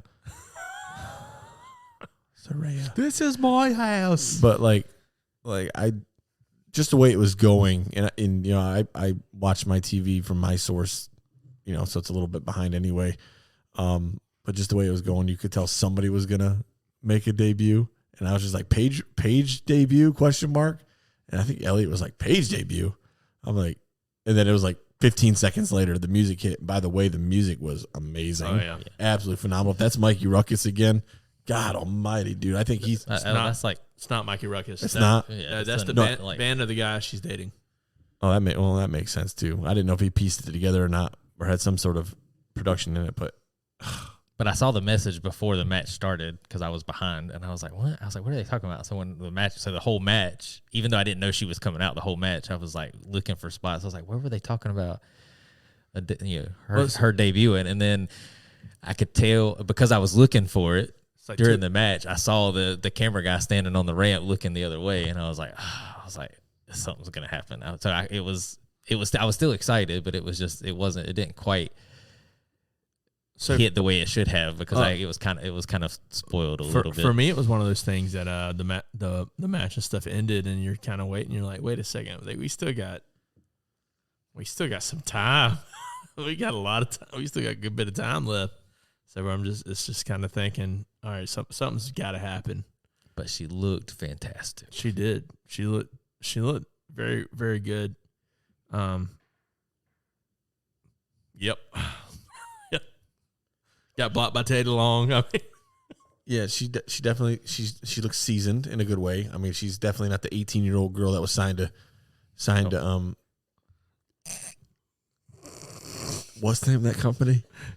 WWE. Oh yeah, WWE. She's not that 18-year-old that was signed by WWE. She's just matured. Got some lip fillers. She's a woman now. You know, it's exciting. I'm excited. I hope she is cleared. So, you know, I want to see her in the ring. It's not podcast appropriate. Is anything podcast appropriate? Well, we'll put an E on it. It's not because I hate talking about people in this way, but it was hard not to laugh. So there was a meme immediately where it was like AEW's already lying about Paige's record, and it was like trios 0-0. I saw that. And it took me a second because I was like, what are they talking about? I was like, she ain't had no matches. I was like, that's right. And then I was like, oh, that's dirty. It was. Oh, that's horrible. It was. Like, the question is she 0-1 or 1-0? We don't know. It's all about perspective. I'm interested to see what they allow her to do in the women's division, though. Like you said, hopefully she's cleared. Hopefully she's she is. Yeah. The rumor is, hey, if you're not cleared by WWE, just go to AEW. They'll clear you. Well, Bryan Danielson, Sting. Yeah, man. I hope she is clear because I think she brings a serious sense of legitimacy to the women's division. Absolutely, and I mean that in only good ways. I think her promo skills are unbelievable. Even having the accent she has, her ability to deliver a promo is unbelievable. Her in-ring work is unmatched, and she's only going to help the inexperienced in that division. You know, like Tony Storm, where I can see flashes. No, where I can see flashes of goodness in them. I think she's only going to help improve them. Man, they were just. I'm sorry. I'm just. Hopefully Tony Storm does improve. She's got the gimmick. Yeah, I mean she's the in-ring work and promo skills. Saraya has. So like thinking back to that match though, I'm just thinking about how Britt Baker broke her face. Oh, a couple women in that match had their faces busted. Was it Tony Storm? No, Britt Baker and one other one bleeding everywhere. So Britt Baker was on she's the Moxley of the women's division. She was on, except it's legit. She's bleeding. But did she really break her nose? Something was broken. Oh, her mouth was nasty. So the spot was right, but so I saw that. I definitely thought something happened, but like when she was outside the ring and they were waiting on the Paige or Saraya's music. They reset her nose. I would say there was definitely like it wasn't bleeding anymore, and it had been like you could tell she had wiped it, and it wasn't bleeding. So it was like it made me question if it was just like. So what happened was Athena had her and I think it was Serena Deeb, right? Or was it Tony Storm? One of the two. It might have been Deeb. You talking about busted open? Yeah. So one of them was on her back. The other one was on her. She was holding on the front like fireman's carry, and she did a Samoan drop with one and threw the other one over her, and like basically they landed on Britt Baker's face. It was yeah. I saw it. I was like, ugh. Because when I saw it, I instantly thought, all right, she either broke her nose or she's concussed one, maybe both. But man, kudos to Britt Baker, because that woman, she'll get right back up and she will go to town. I definitely think, Britt Baker has all the tools that you look for. Oh, I do too. In a leader of a division. I agree. And I enjoy the fact that she doesn't have so much arrogance in her that she's not willing to step aside and let other people kind of have their moment. She's able to still be the face of the division without having a belt, and that says a lot, in my opinion. You want to run through the Dynamite card? Yeah, go for New it. results. So let's start with the opening match of Dynamite. I said this was kind of my mantra for this episode. You had the two big heavyweight championship matches, the AEW and the Ring of Honor World Championship match. My go-to was always open with Ring of Honor and with AEW. That's kind of what we did. That's definitely what we did. So let's talk about that opening match between defending Ring of Honor champion Claudio Castagnoli against Chris Jericho. The Wizard, Chris Jericho, at that, which I thought was quite hilarious. Oh, dude, how about I love Ocho? The Wizard. I love the Wizard gimmick. And man, Chris Jericho just looks great. Now, Claudio showed out. Chris Jericho did not win clean. I think that's a big deal because it doesn't take away Claudio's legitimacy. But knowing that Chris Jericho is now the champion, something big is coming up for Ring of Honor. Because you got to. That's the hope. Well, you got to have that face, right? Chris Jericho has been the face of. It's been the face of every company he's ever worked for. Every company he's ever worked for, and every time he's been the face, it seems like there's been some type of big shift in that company when it's happened. WWE first time, it was the merging of WCW and WWF. He was the undisputed champion, right? First ever undisputed champion. Ever. Again. So good. Yeah, AEW. New Japan. He became the champion, New Japan. New Japan suddenly, just in my opinion, definitely became more mainstream and shot up in popularity just because his name was tagged to it. Rarely did I hear about New Japan in the U.S. Before Chris Jericho was a painmaker over there, and of course he held the belt for AEW, and now Ring of Honor. So I definitely think it's going to lead to some sort of TV deal. Well, I'm hoping it does. So. Several weeks, maybe even a month or two ago, I saw that Tony had a big announcement coming sometime in October. I don't know to what effect that big announcement is, but there have been several people who said it's TV related. CM Punk's back. I mean, could be. I don't think it's an announcement, though. No, it definitely would not be the right time or place. Do you have something to say you wanted to say? I don't know if I was interrupting you. I'm sorry. So the second match of the card was The Acclaimed versus Swerve in Our Glory, AEW World Tag Team title match. Let's just say this crowd. I'm pretty sure if The Acclaimed didn't win this match, pretty sure Arthur Ashe would have been Ash. Because I'm pretty sure they would have burned it down. Shit. Scissor me, Daddy Ash. Exactly. But I thought this match was amazing. I thought this was the right time to do it. Some thought it should have been the last match they had, but they saved the big title change for the right crowd. Yep. Arthur Ashe is This is the second time there. The crowd is just unbelievably into AEW. That is AEW's gold mine. It still blows my mind how an arena so big can come off so intimate. Yeah, I mean, it's 16 or 18,000 people in there, and it's a tennis, was it US Open? Yeah. So it's like a bowl, and it looks amazing on TV. Yeah. Speaking of the Acclaim and scissoring, Jonathan's kind of like, where is this going? Can we talk about, just for a moment, the Acclaimed and George South? Yeah. AML Wrestling this past week. I'm sorry. George South scissoring the Acclaimed is absolutely amazing. George South. Legendary George South.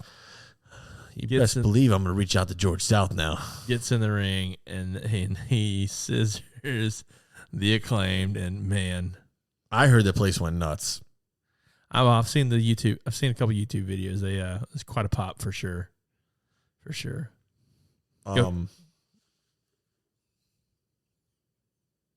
Yeah, so I'll just read. So let's see. Next match was Orange Cassidy versus Pac, All Atlantic Championship match.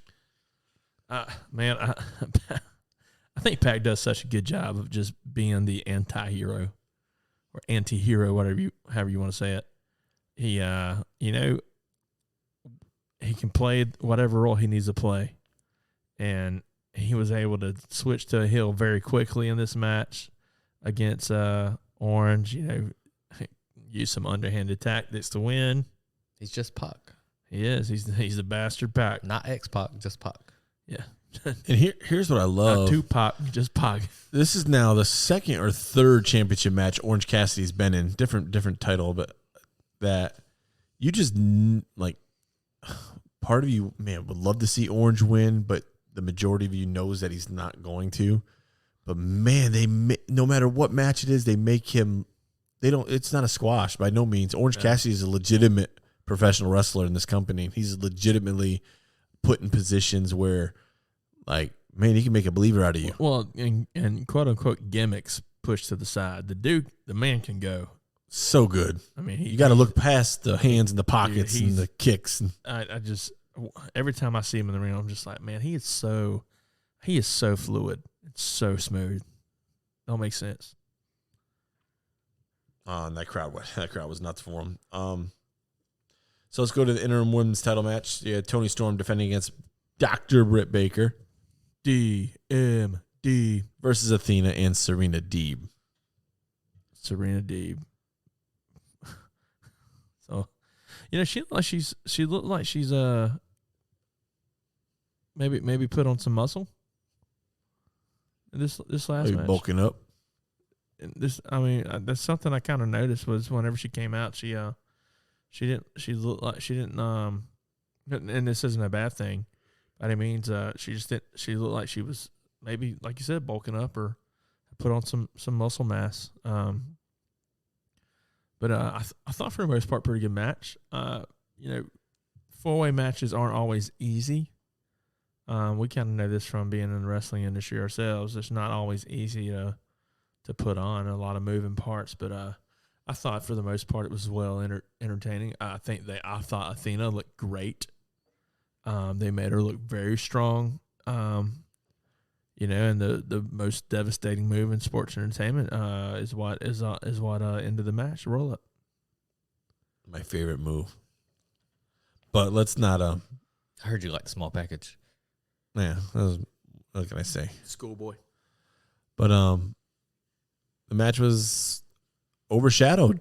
It was. So it was definitely overshadowed by the debut of Saraya, not Saraya. Yep. She tweeted about that. She corrected everybody on that one. Saraya, who it looks like who is obviously in incredible shape. And she looks like, by the sounds of it, is going to be an active wrestler. Contrary to what many people are saying, that she's not cleared, but she also kind of put that rumor to rest too on Twitter. She's very active on, and I'm excited. I think the women's roster just got put on notice. So Lindsay, my wife, she is a big Saraya fan. She was super excited when she saw her debut at AEW. So was Arthur Ashe, because that place was loud. Yeah, and that music was banging. Yep. Yeah, I'm just reading somebody's write-up on the show, and it said, holy crap, Paige going by Saraya, immediately exits the ring. The place comes unglued. I was there in person, and it's absolutely bonkers. She looks amazing. Looks like she's going to be an active wrestler. So I think that's going to be huge for the women's division. One thing I did see, I kind of chuckled at. Everyone who's followed Paige or Saraya now knows that her whole shtick is, this is my house.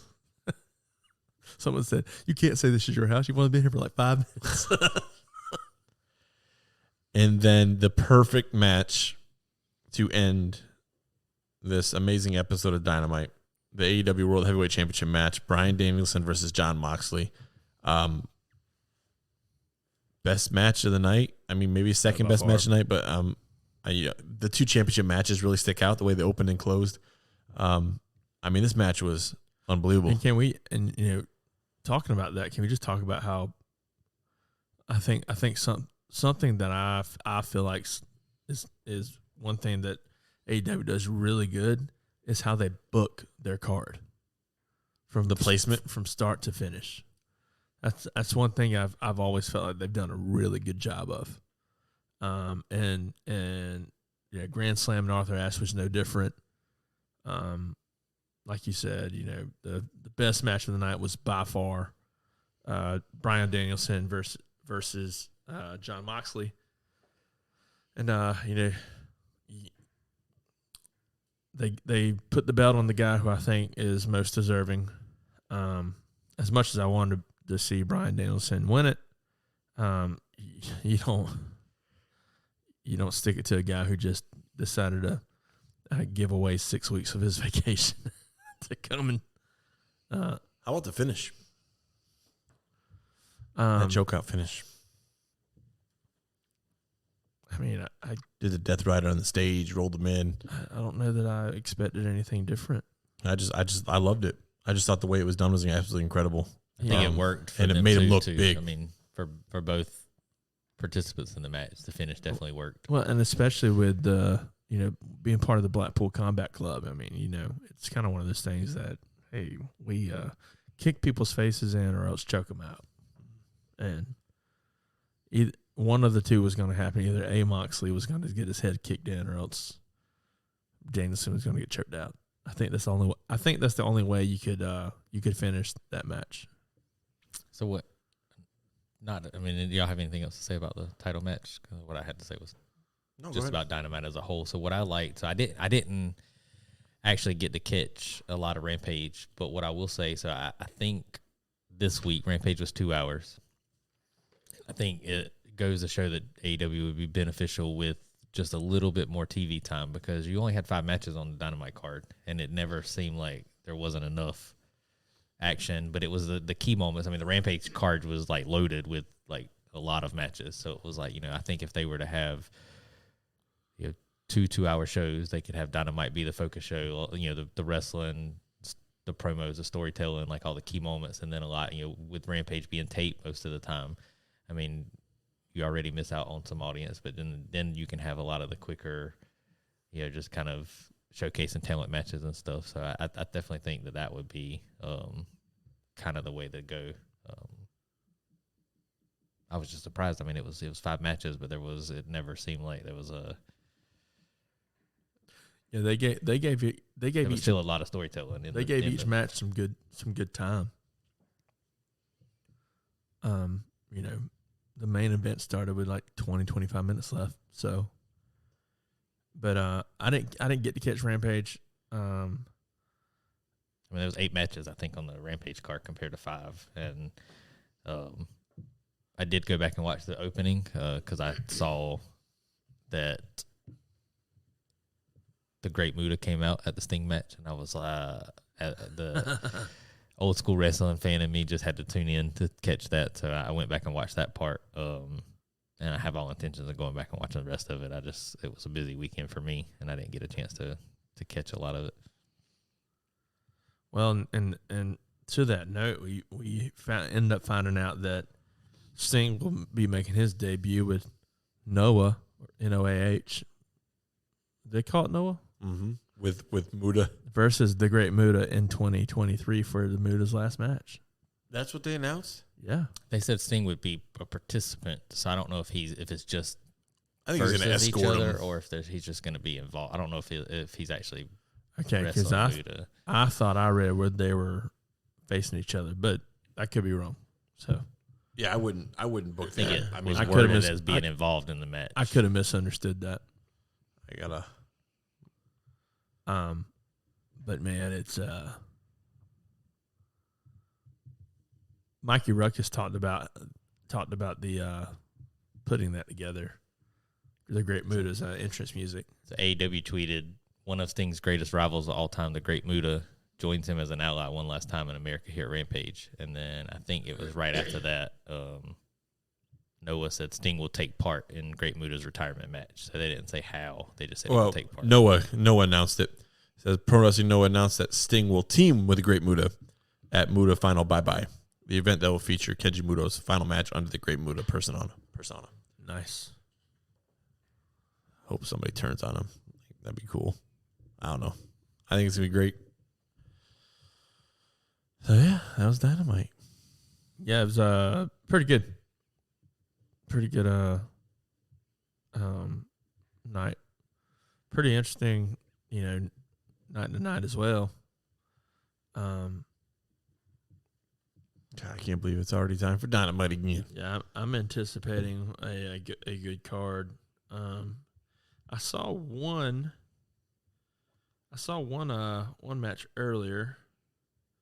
Of course, there's worry about the impact from hurricane coming. Yeah, I don't know. I mean, I think I haven't seen them announce anything recently, but I did see where, Tony basically told any talent that are worried about their family or lives close by or worried about travel not to worry about coming to the event, to the show. So I don't know if they're really going to announce much, because I don't think at this point they really know who's going to be there. But that goes to show. That to me that goes to show just the family aspect, the behind the scenes stuff. I know they've kind of taken its toll the last couple of weeks with all the drama, but to pretty much tell any talent that just doesn't want to get there because of the weather or is worried about it, just it's okay, just stay home this week.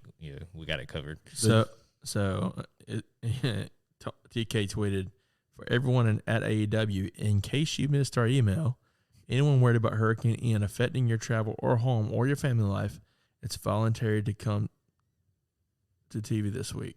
Anyone affected by the hurricane can take care of business at home, and we hope to see you on next week.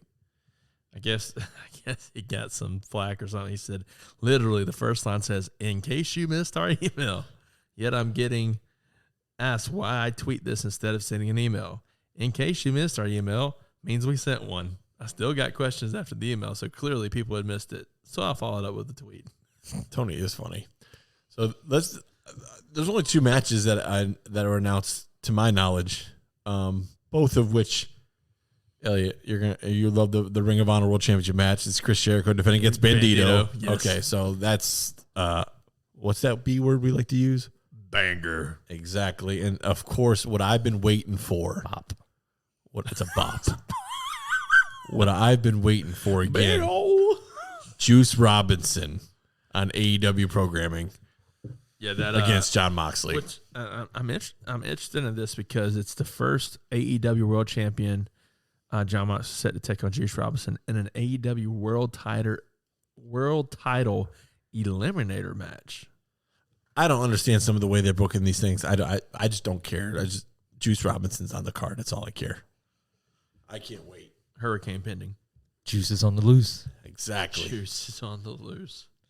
Oh boy. Do we get MJF cashing in that night? They did announce that he was going to appear and talk. On the show, they said that he was definitely going to be part of this. So you have MJF appearing live. You have Saraya's first promo, really, and then you have these are always good. The Jericho Appreciation Championship celebration. You know that's going to be entertaining as all get out. So speaking of that, this is a conversation me and Shane's had a while back. So everybody remembers Jericho's promo with the bubbly. A little bit of the bubbly. So we were talking about it, and I had me, my son, and my wife watched. I had him watch Dumb and Dumber, and there was a part in the movie where they're at this dinner when they first show up in the tuxedos, the orange and blue tuxedos, and I wasn't even looking at the TV, and all I heard was the bubbly, and I looked at me and my son made eye contact, and his eyes got real big, and I was like, oh my God, I was like, was that Jericho's inspiration for that promo? And so it has to be. Well, it's Jim Carrey. So Carrie's from Canada, and then Jericho. So I came to work the next day to show Shane, and he was like, "Oh my God, I didn't make that connection." I was like, "I wouldn't have either if I had not just watched Dumb and Dumber last night." But it was definitely like the same tone, the same wording. I mean, I was like, "Oh well, it's fantastic." Jericho's a Jim Carrey fan. And what does Jericho do? Jericho creates a champagne called a little bit of bubbly, and he cashes in, makes money. Jericho is money. I'm just glad to see that. You know, at 51 years old, he even says like he's not done. Like Jericho knows when he's gonna be done. Like, he's probably in some of the best shape of his life. I mean, at this point, he's the only EVP left. No EVP. I thought he was. No EVP. Wrong. Check again. You need to check. The only EVPs were Cody, Kenny, and the Bucks. Wrong. No Jericho. But anyway, yeah, I think I'm excited to see what Jericho continues to do. I mean, like, and he keeps working with this younger talent too, like with the JS. Yeah, JS and Garcia and his interactions with Yuta, and I love it. So I look forward to everything he continues to do. Speaking of Yuta got thrashed by W. Morrissey the other night. I love you, Yuta. Morrissey. He's a beast. Dude, yeah.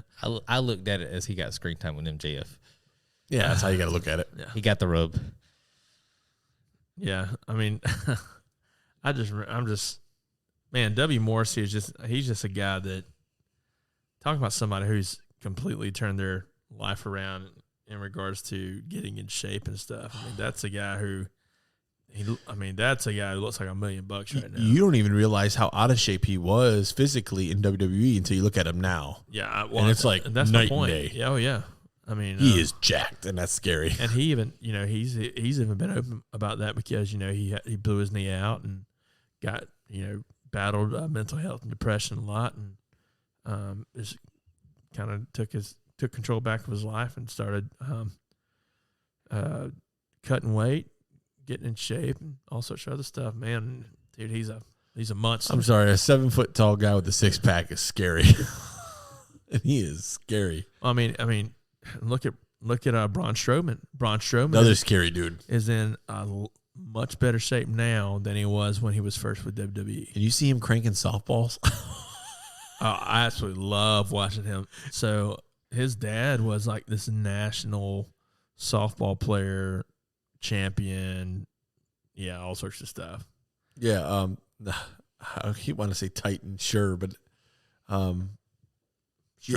Yeah, he was a big softball player, and just watching at Adam Scher like following in his dad's footsteps, and he like meatball, and then he cranks it over the fence. Like I didn't mean to actually try to impersonate them, but it sounded pretty good. Well, one thing that is pretty neat that from time to time, and I don't know how much he'll do it now that he's back with WWE, but from time to time, he'd post on Instagram, "Hey guys, I'm going to be at this field. Anybody want to hit a couple rounds?" And cranking home runs left and right. I'm just sitting there thinking, man, I'd like to see JD Drake get out there because JD Drake's one that can crank a ball too. Oh yeah, Drake's Tink. Yeah. I could just see Drake just rounding bases, talking trash to the whole time. The whole time he's rounding bases. Oh man, and he's an avid bowler too. Yeah. Speaking of Drake, PCW big show is this coming up this weekend. night 2 of the Palmetto Classic featuring what? No, I was going to say October 1st. What I was going to say, what did I do? What did I miss? October 1st, Taylor Plantation, the return of former PCW heavyweight champion several times, James Drake, JD Drake, whatever you want to call him, but even more so dangerous with his tag team partner, Anthony Henry, together collectively known as the Workhorsemen. That's big. That's Y'all. That's huge. You don't even know, because I can tell you, Taylor Plantation, it's about to go down. I can't wait. Yeah. We will be at that show. Oh, I'm not. I will be there. I actually, something was preventing me from being there, and I'm going to be there. So we got a hurricane, so I'll be there. Yeah, legal obligation. Have to be on site. It's unfortunate, but I'll be there. Oh, that is true. Yeah, legal obligation. South Carolina law. Gotta love South Carolina. But even if it wasn't a legal obligation, I was going to be there anyway. I would pay money to my own show to go see the Workhorsemen. Yeah, it's definitely going to be an interesting show for sure. Man, anytime you get the Workhorsemen in the same building, former Evolve Tag Team Champions, I'm excited to see where they push them with Ring of Honor and AEW, because definitely, we saw Anthony Henry on Ring of Honor's last pay-per-view against Colt Cabana. And man, Henry looked good, and we also had you got to see JD Drake accompany him, both of them wearing their Workhorseman jackets. So I'm excited to see where this goes. I'm excited to see them at PCW Night 2 of the Palmetto Tag Team Classic this weekend. Taylor's Plantation in Lexington, South Carolina. Bell time is at 6:30, 6 p.m. 6. Door time at 5. And we can't forget about the former WWE August Gray, Anthony Green, Oh yeah, debuting in South Carolina Against- for Palmetto Championship Wrestling against one half of the Buff and Fluff Connection, Sean Legacy, the retrosexual himself, Anthony Green. It's going to be absolutely phenomenal. I cannot wait.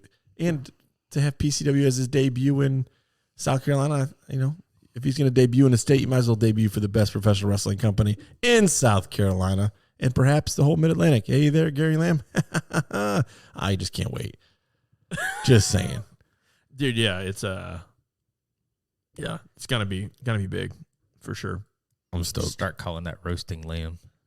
Roasting lamb. Lamb roast. Get it? Lamb Yeah. I love Gary. Can we have Gary Lamb on again someday? Yeah, I love Gary. you can arrange it. Sure. I'm still trying to arrange to get to Southern Honor. Same. So that road trip, I'm in. see? That's all that matters. He's in. He's like, oh, Hey, Jonathan, we're thinking about going out of... I'm there. Yeah. I'm just going to the ice cream store. Well, I'm going. Yeah. Anything Jonathan I can do need to some get out. fresh air. Yeah. But I actually might be. I wasn't going to be able to make the show because I'm supposed to be out of town this weekend. Thank but God for The Ian. hurricane might change that. I'm not entirely sure yet. Got to wait a little bit closer. The thing is, Jonathan has been waiting for the Workhorsemen like at PCW. So to be able to get James Drake back is tough. I mean, especially with his schedule, and now with Anthony now on the Ring of Honor side getting signed, that's just as hard. So to be able to get them together, don't want to miss this. Yeah, well, and not to mention we also get Anthony Green. So. Yes, it's gonna be loaded, man, and that's just a couple things. There's more. There's much more to come. There's always much more to come when it comes to Ethan Case and Henry Sugars and the rest of the production crew and PCW writing crew and all that. So I'm excited to see the follow up to that amazing Bad Dog Mayhem match between Case and Donnie Ray. yeah, I'm excited to see what happens with him. yeah, interesting on that for sure. You know what I would love to see? I know it's kind of cheesy, but the way that moment ended with Ethan Case and Donnie Ray, if at that moment they together entered the Palmetto Classic. You know what I want to see? What do you want to see? I want to see the Ethan Case Chip Day connection. I want to see that Best of the rest. I want to see the best of the rest in the Tag Team Palmetto Classic. That's what I want. Give it to me, baby. I love both those guys. So I've never seen them as a tag team. I've seen photos, and that's it. So and it tickles my fancy. There's two guys that Ethan Case tagged with that going back watching all their matches are phenomenal. Chip Day, of course, but even, in my opinion, even more so, Elijah Evans IV.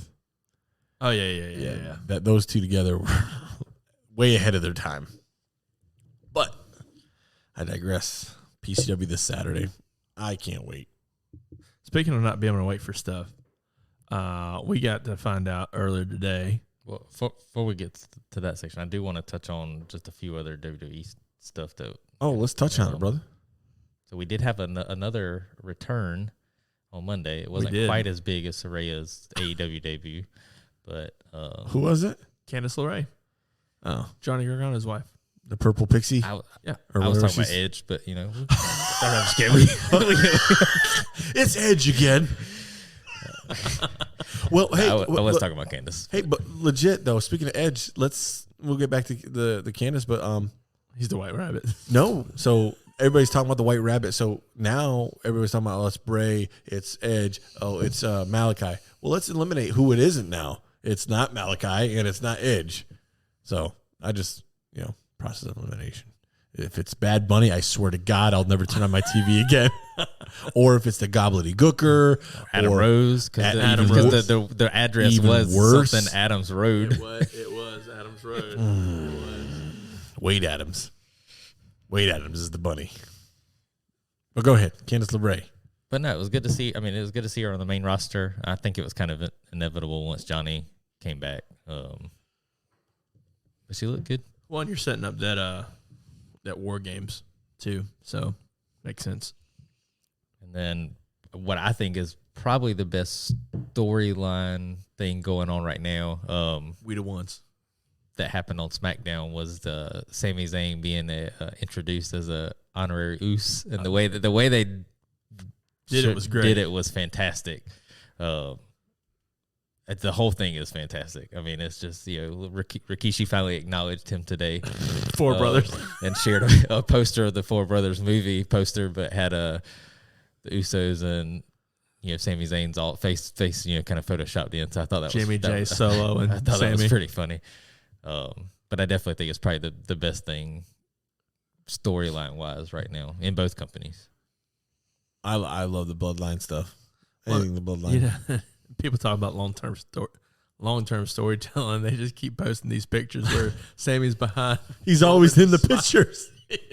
And I think they're legitimate photos. I don't even think they're doctored. No, yeah, they're definitely legitimate. I mean, it That was makes it even better. like the photo of him and Roman and Seth where he's doing the Shield thing and he's kind of taking Ambrose's spot. I mean, that definitely happened in a promo backstage. So I mean, he's just been around. But he's also, I mean, if just hearing stories, he's definitely one of the most well-liked guys in the locker room by far. He's a good guy from. Go ahead. No, I'm listening. No, I was just gonna wait. I was just thinking. So the way here was just fantasy booking, and I was like, I think Shane mentioned like he's definitely gonna get ousted at some point, and it's just gonna be like a big moment whenever they kick him out. What if it happens before Survivor Series, and then because that's War Games, and then they set up War Games versus like Sammy's team, and then you have have KO because obviously he's involved. AJ I think is kind of going after Roman right now, or supposed to be in the title picture. So you have AJ, and then what if the White Rabbit stuff continues to? They continue to tease it to Survivor Series, and Sammy has a mystery partner, and so everybody's just kind of thinking, "Don't make that face at me. I'm getting there." I'm wondering. Go ahead. So they're making it like a mystery opponent, but everybody thinks it's the White Rabbits. That's who it's going to be, and then because War Games is an entrance thing, it's a time thing, and then the last superstar that comes out, you just hear, "If you smell," and then that's how they move forward with the. They are not putting The Rock in War Games. Well, it would be at the end of the match, But still. as a distraction. You never know. Just hearing The Rock in War Games just made me chuckle. But I don't know. The Rock has to. It's inevitable at this point. I wasn't so sold on the idea, but the way they keep going and you keep talking about it, it's got to happen. It's just all about when, and how. So you mentioned AJ. I'm wondering if AJ ends up joining Judgment Day. It just gives in.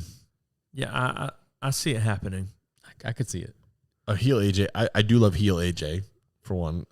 See, but I don't even get the heel. I mean, I know they're supposed to be heels, but I don't really get the heelish vibes from Judgment Day. So I think it's because I like Finn and Damian so much. I see more of maybe AJ getting into joining the Judgment Day to get closer with Finn again, and then seeing them pull out of the Judgment Day. Just the whole club thing. Yeah, I think that's. I think he gets in More interesting. and they end up kicking out Rhea and Dominic and keeping Priest and joining the club. Yeah, I definitely think the fans have clamored for that for sure. forever.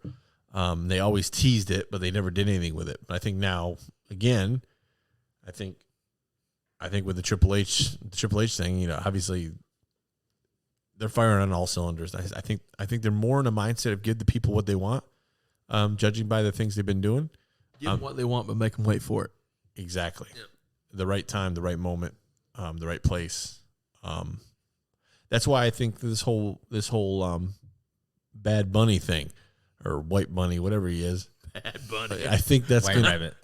Whatever. I think that's going to be when's Extreme Rules? Next Saturday. That's your Saturday pay-per-view. Whatever. What are they called? PLEs, premium live events. That's another one I changes back. Don't doubt it. I don't doubt it. I hate that term. So, but I think that's when I think you build it up. So you got. But the reason they don't call it a pay-per-view because you can't pay to view it other than joining the WWE Network. Well, we don't have WWE Network anymore. You mean Peacock? Yeah. That's what I meant. Yeah. Unless you're overseas. I know. I get that, but it just PLE it just doesn't even sound fit. right. Like it just even when I'm typing out in a message, I'm like that just doesn't feel right. Like it just. So I think with the White Bunny, White Rabbit, White Rabbit. I want to say Bunny because dang you, Bad Bunny. But I think you have SmackDown on Friday, and then Saturday's the paper PLE, or is that next week? It's just call it Extreme Rules. October 8th is next Saturday. Like not Next this coming Saturday is Okay, Extreme Rules. so you have SmackDown Friday, you got Monday, and then SmackDown again. Where's it at? Where's Extreme Rules? I don't know why I want to say Oshkosh, but that's not right. Bagosh. Oshkosh. Wisconsin. Oshkosh, bagosh. Oshkosh, Wisconsin. Philadelphia. Oh, close. What geography class did you take? Yeah. Philadelphia. Okay, so that's gonna be a hot crowd. That's one of those Extreme Rules. That's one of those rabid fan bases. ECW. Yeah, One of those rabbit fan bases. Walked right into that one. Yep. I that dang dog. I think that's when you have your return or debut, whatever you reveal. Your reveal is that show, Extreme Rules. So, for just one time, I want just a wrestler just to walk out. If they're debuting, their music hits, they walk out, they wave, they walk back. Just Ray did, Hey. sort of. Vince did that a couple times. While he was under investigation. WWE, we're I'll never forget coming back when they came back from Where the COVID. hell you been? now forever together. No, the return from the pandemic. He walks out. Where the hell you been? And then left, like right through the curtain. I'm like, Welcome to WrestleMania. let's just say that Vince's last 3 appearances in WWE were very weird, awkward. But So the White Rabbit is going to turn out to be Bad Bunny, and he's going to be in Saudi, and he's going to interfere in the Roman. my nightmare. He's gonna be in the greatest Logan Royal Paul. Rumble. Greatest Royal Rumble. Is this Saudi deal almost done yet? I'm let's Don't get me started on that because I've already seen reports of both Brock and Goldberg. just Brock. Oh no, I saw the Goldberg one before the Brock one even came up, and I was But like, that- immediately was like, oh my god. But that was I told y'all in the last episode. What are we missing from this episode of this Saudi show? There's the legends. Nobody's been announced. I loved Goldberg back in the 90s, and I sort of loved him his first run in WWE, but like, I get why he came back, The money. but come on. Well, it is kids. It's just, Well, he's not going to be there. It's already been said that he's not there. Yeah, he's gonna jackhammer Omos. Omos. What? He's gonna almost jackhammer Omos. I said, Ellie, how's he gonna get him up? He's gonna roid before.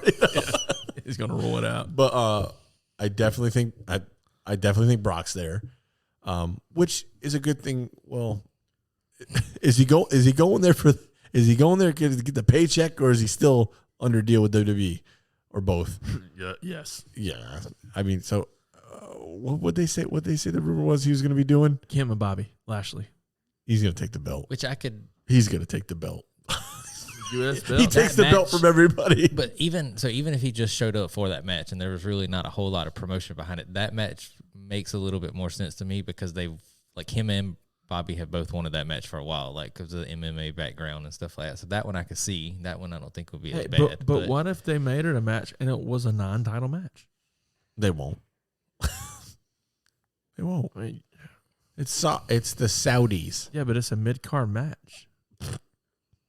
Yeah, I mean Roman's already booked, so it's definitely not for. Yeah, It too would, big- it would have to too be big. for another Oh. title. Well, it don't have It to be. opens the show. Night 2 of He's gonna open the show and It be like, opens the show. "Oh, Roman doesn't need 2 belts. I'm just gonna take the other one." Jonathan hates Brock Lesnar. He just hear the music. Just watch his reaction.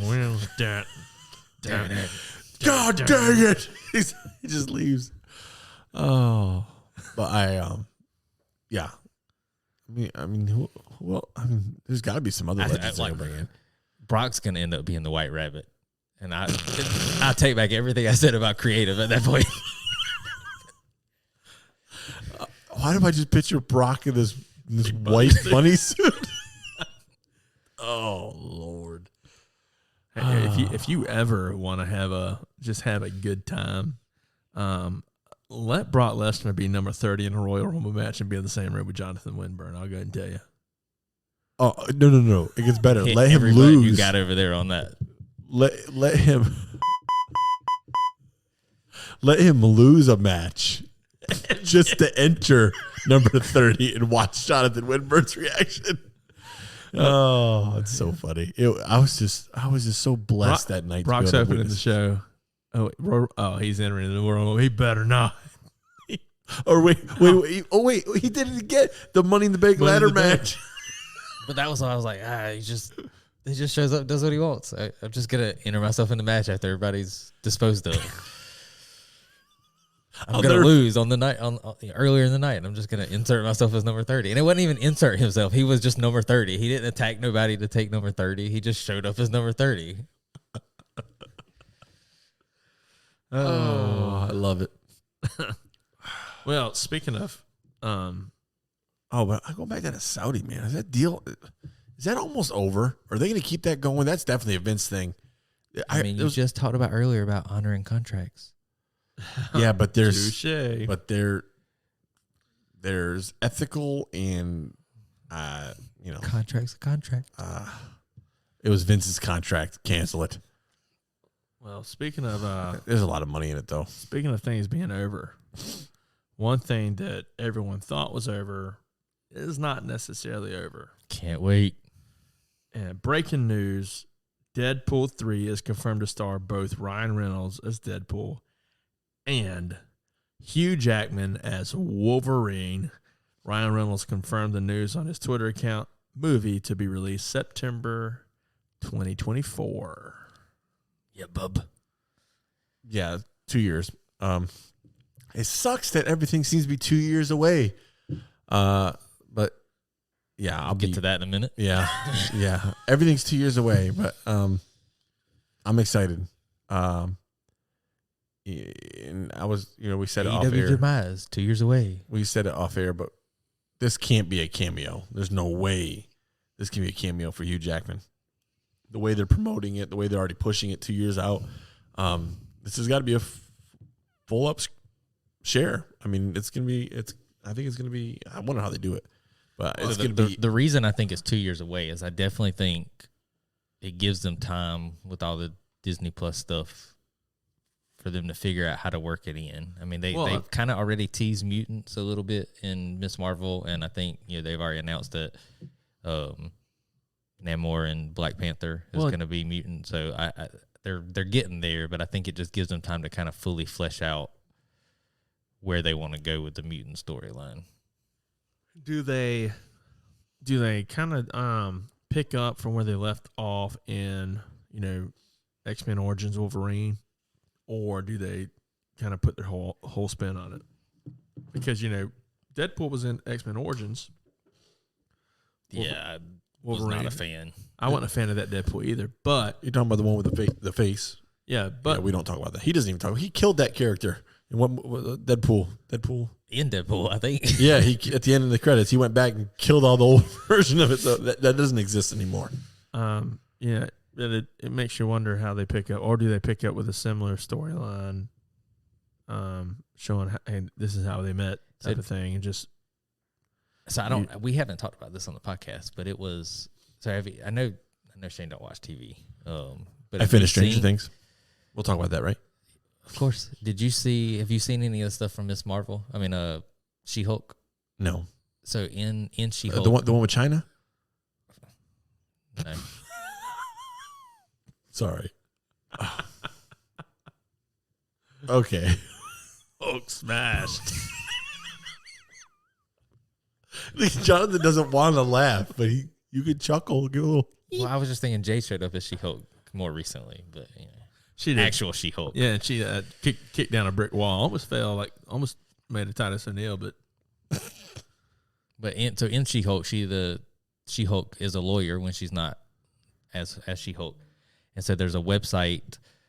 She's viewing a website, and then like on the links it shows it's like a news website, and on there's one that says like man with metal claws disrupts bar fight or something like that, and it was a really small Easter egg. I mean, you blink and you miss it. I love that stuff. So they definitely set up for. I mean, when I read it, I was like, well, it's got to be Wolverine. So I think they're if they continue to make little moments like that, I think they can make it work. I love it. Huh. Interesting. Speaking of movies, though, October 21st.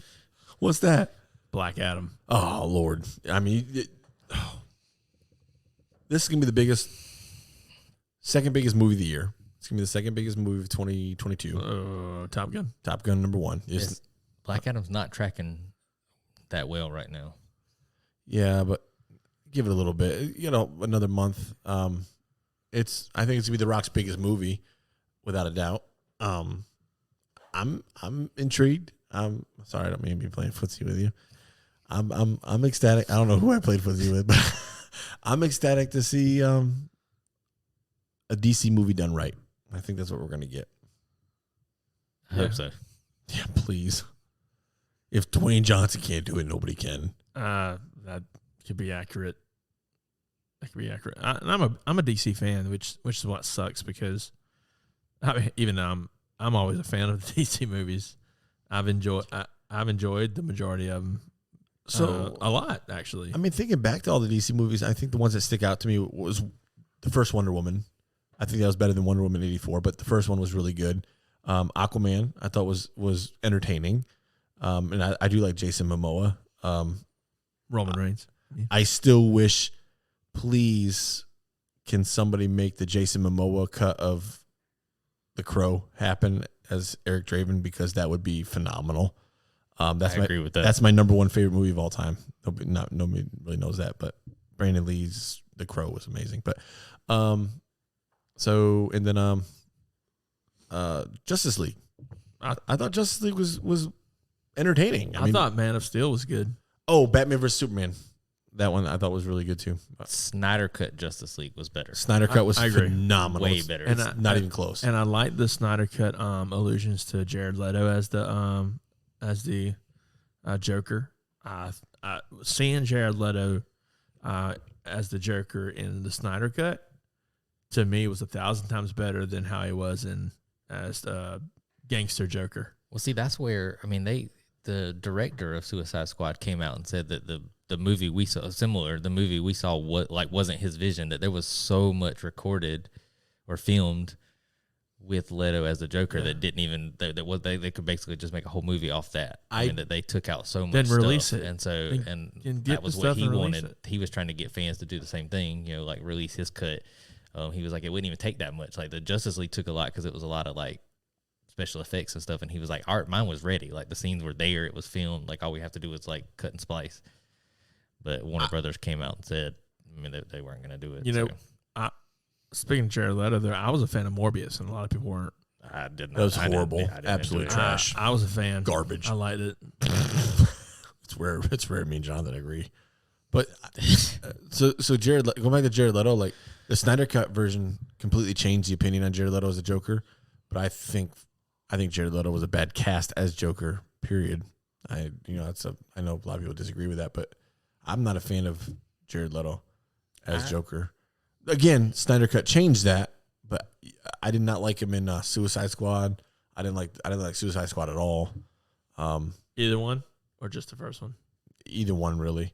I think the first one was better than. No, I think the second one was better than the first one. But I didn't like Harley Quinn Birds of Prey. I thought the Emancipation Proclamation, whatever that was called. Emancipation of Harley Quinn, whatever that. Yeah, the Emancipation of Harley Quinn. Yeah, whatever. Proclamation. That's Abe Lincoln. Yeah, that's right. Vampire Slayer. Got it. Yeah. So I don't know if casting wise, I'd rather see Willem Dafoe. If anybody, there was definitely some fantasy casting before the movie, but I think anybody following Heath would have been hard to do. I think that's still. I mean, like it was the first. Was he the first one to follow Heath in a movie? I mean, it was because you had that, and then they released Joker, Joaquin Phoenix, which I thought was better. That was than Leto. after that, so I think it. Having just some, I mean, it's just a tough act to follow. No matter how you portray it, I mean, it was a different portrayal of the character, but it was just and I understand. I mean, if I hear Joker, I still think. I think Heath Ledger and Jack Nicholson. I don't even think of Jack. I mean, it's just Heath. That's all that sticks. I always think of Jack though, because that's. I mean, Jack was the Joker when I became a Batman fan. So Jack will always be. Well, you're older, so it makes a little sense. I'm older. Whatever. I think Mark Hamill. Yeah. And remember, I was an 80s baby. Remember, but I grew up in the 90s. Shane, I was 4. I was born. You said it. You included me in that. I was born in '89. So yes, I guess I was born in '80s. Okay, guys, baby, I was born in the '90s. Okay, so sorry. Okay, but yeah. You said Mark. Mark Hamill, the voice of Joker in the animated series. Yeah. And he did the video games, right? The video games. Phenomenal. Absolutely phenomenal. I definitely think voice-wise, that's when I hear Joker, I hear Ledger, and I hear Mark Hamill. When without looking at anybody, if I hear them, that's what I think of. I always called that square Batman because the Batman was shaped really square. Yeah. And then they're actually I think they're continuing it for HBO Max or trying to or something. Or maybe they were going to, but then they held off and somebody's trying to buy the rights, but they're trying to continue the Batman animated series or bring it back. Yeah, I was a big fan. I was a huge fan. Was it at the end of the Batman with Pattinson that they teased the Joker in the jail cell? Yes, it is. That's so there's gonna be they need to make another Batman. And they released an extended clip. Of they showed him showed his face and everything. So that's gonna be interesting too. And they said they did that without plans for him to be included in the second one, that they just wanted to put that out there, and then they may build on it, but they just wanted They have to, because that movie I thought was incredibly well done. So, guys, I finished Stranger Things. I'm caught up. Well, that took you long enough. Hey, man, I had to make sure, the wife was there with me. So what'd you think? What'd you think? It was... How'd you like it? I loved it. I got to wait 2 years for season 5, but we all do. So we're all in the same boat there. But I think from beginning to end, I think Stranger Things is going to be our generation's cult classic. I think it's so incredibly well done. The character development was amazing. The introduction of new characters throughout the series was amazing. Your ability to fall in love with new characters is incredibly well done. I'm an Eddie Munson or a Munson fan. So he's my favorite. I had that I had scene- to keep it quiet That's it. because we were messaging. I think you were like sort of maybe halfway through the last season, and you were like the drug dealer or whatever, and I was like, who, Eddie? And then I could tell at that point you weren't sold on his character, like because he hadn't been in it a lot, and I was like, I just got to keep quiet because I can't ruin anything of what's to come. But I wanted to be like, oh, just wait, but I didn't want to tease anything because I didn't want you going into it with any expectation, so I had to leave that out. But yeah, he was a favorite. So Munson became a favorite of mine. The whole Master of Puppets Metallica scene, whoa, loved it. Gave me chills. It reminded me a lot of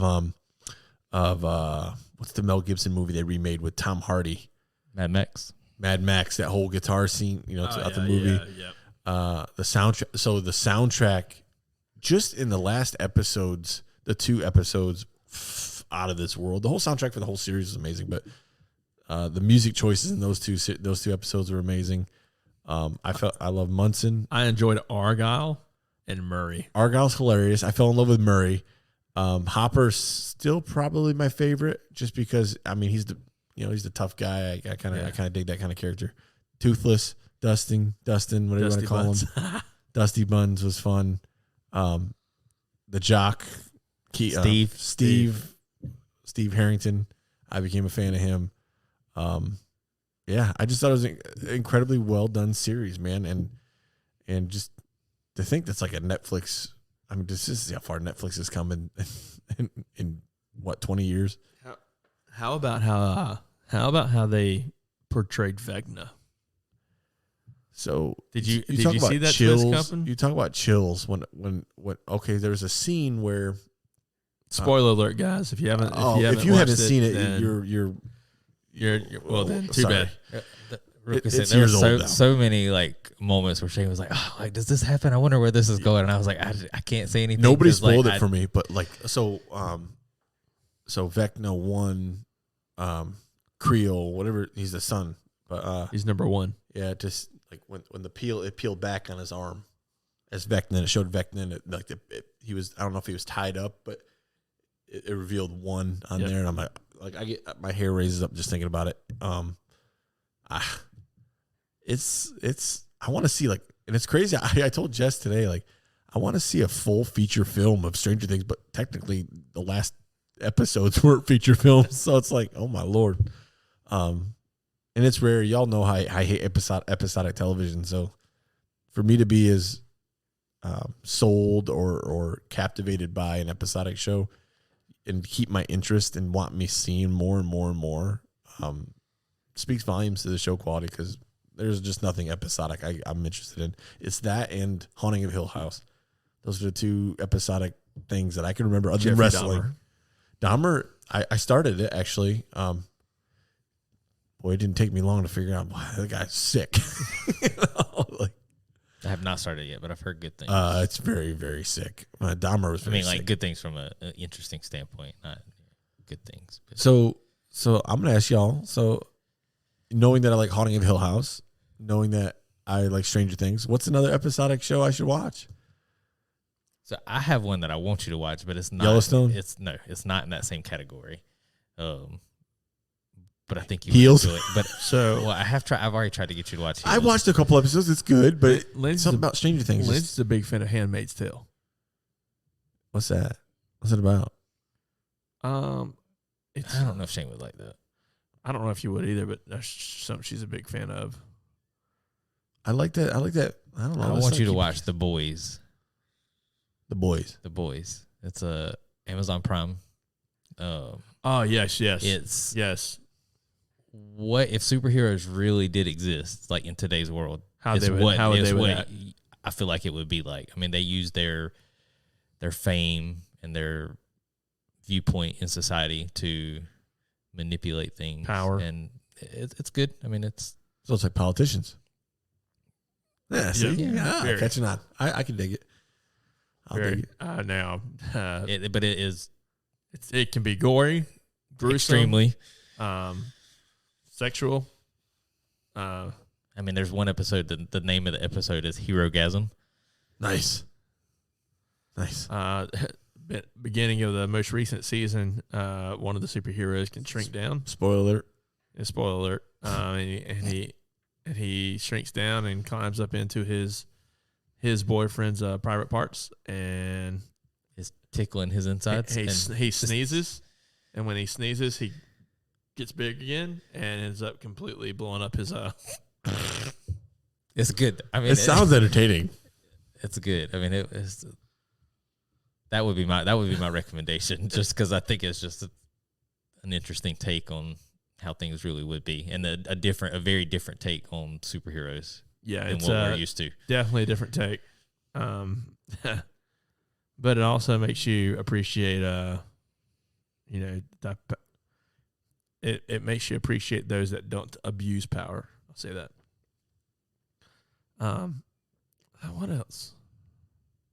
I've heard Ozarks is good. I've never seen Ozarks. I haven't ever seen it either. I heard that one's good. I'm a big fan. I'm a big fan of stupid stuff. So, Brooklyn Nine-Nine. I absolutely love Brooklyn Nine-Nine.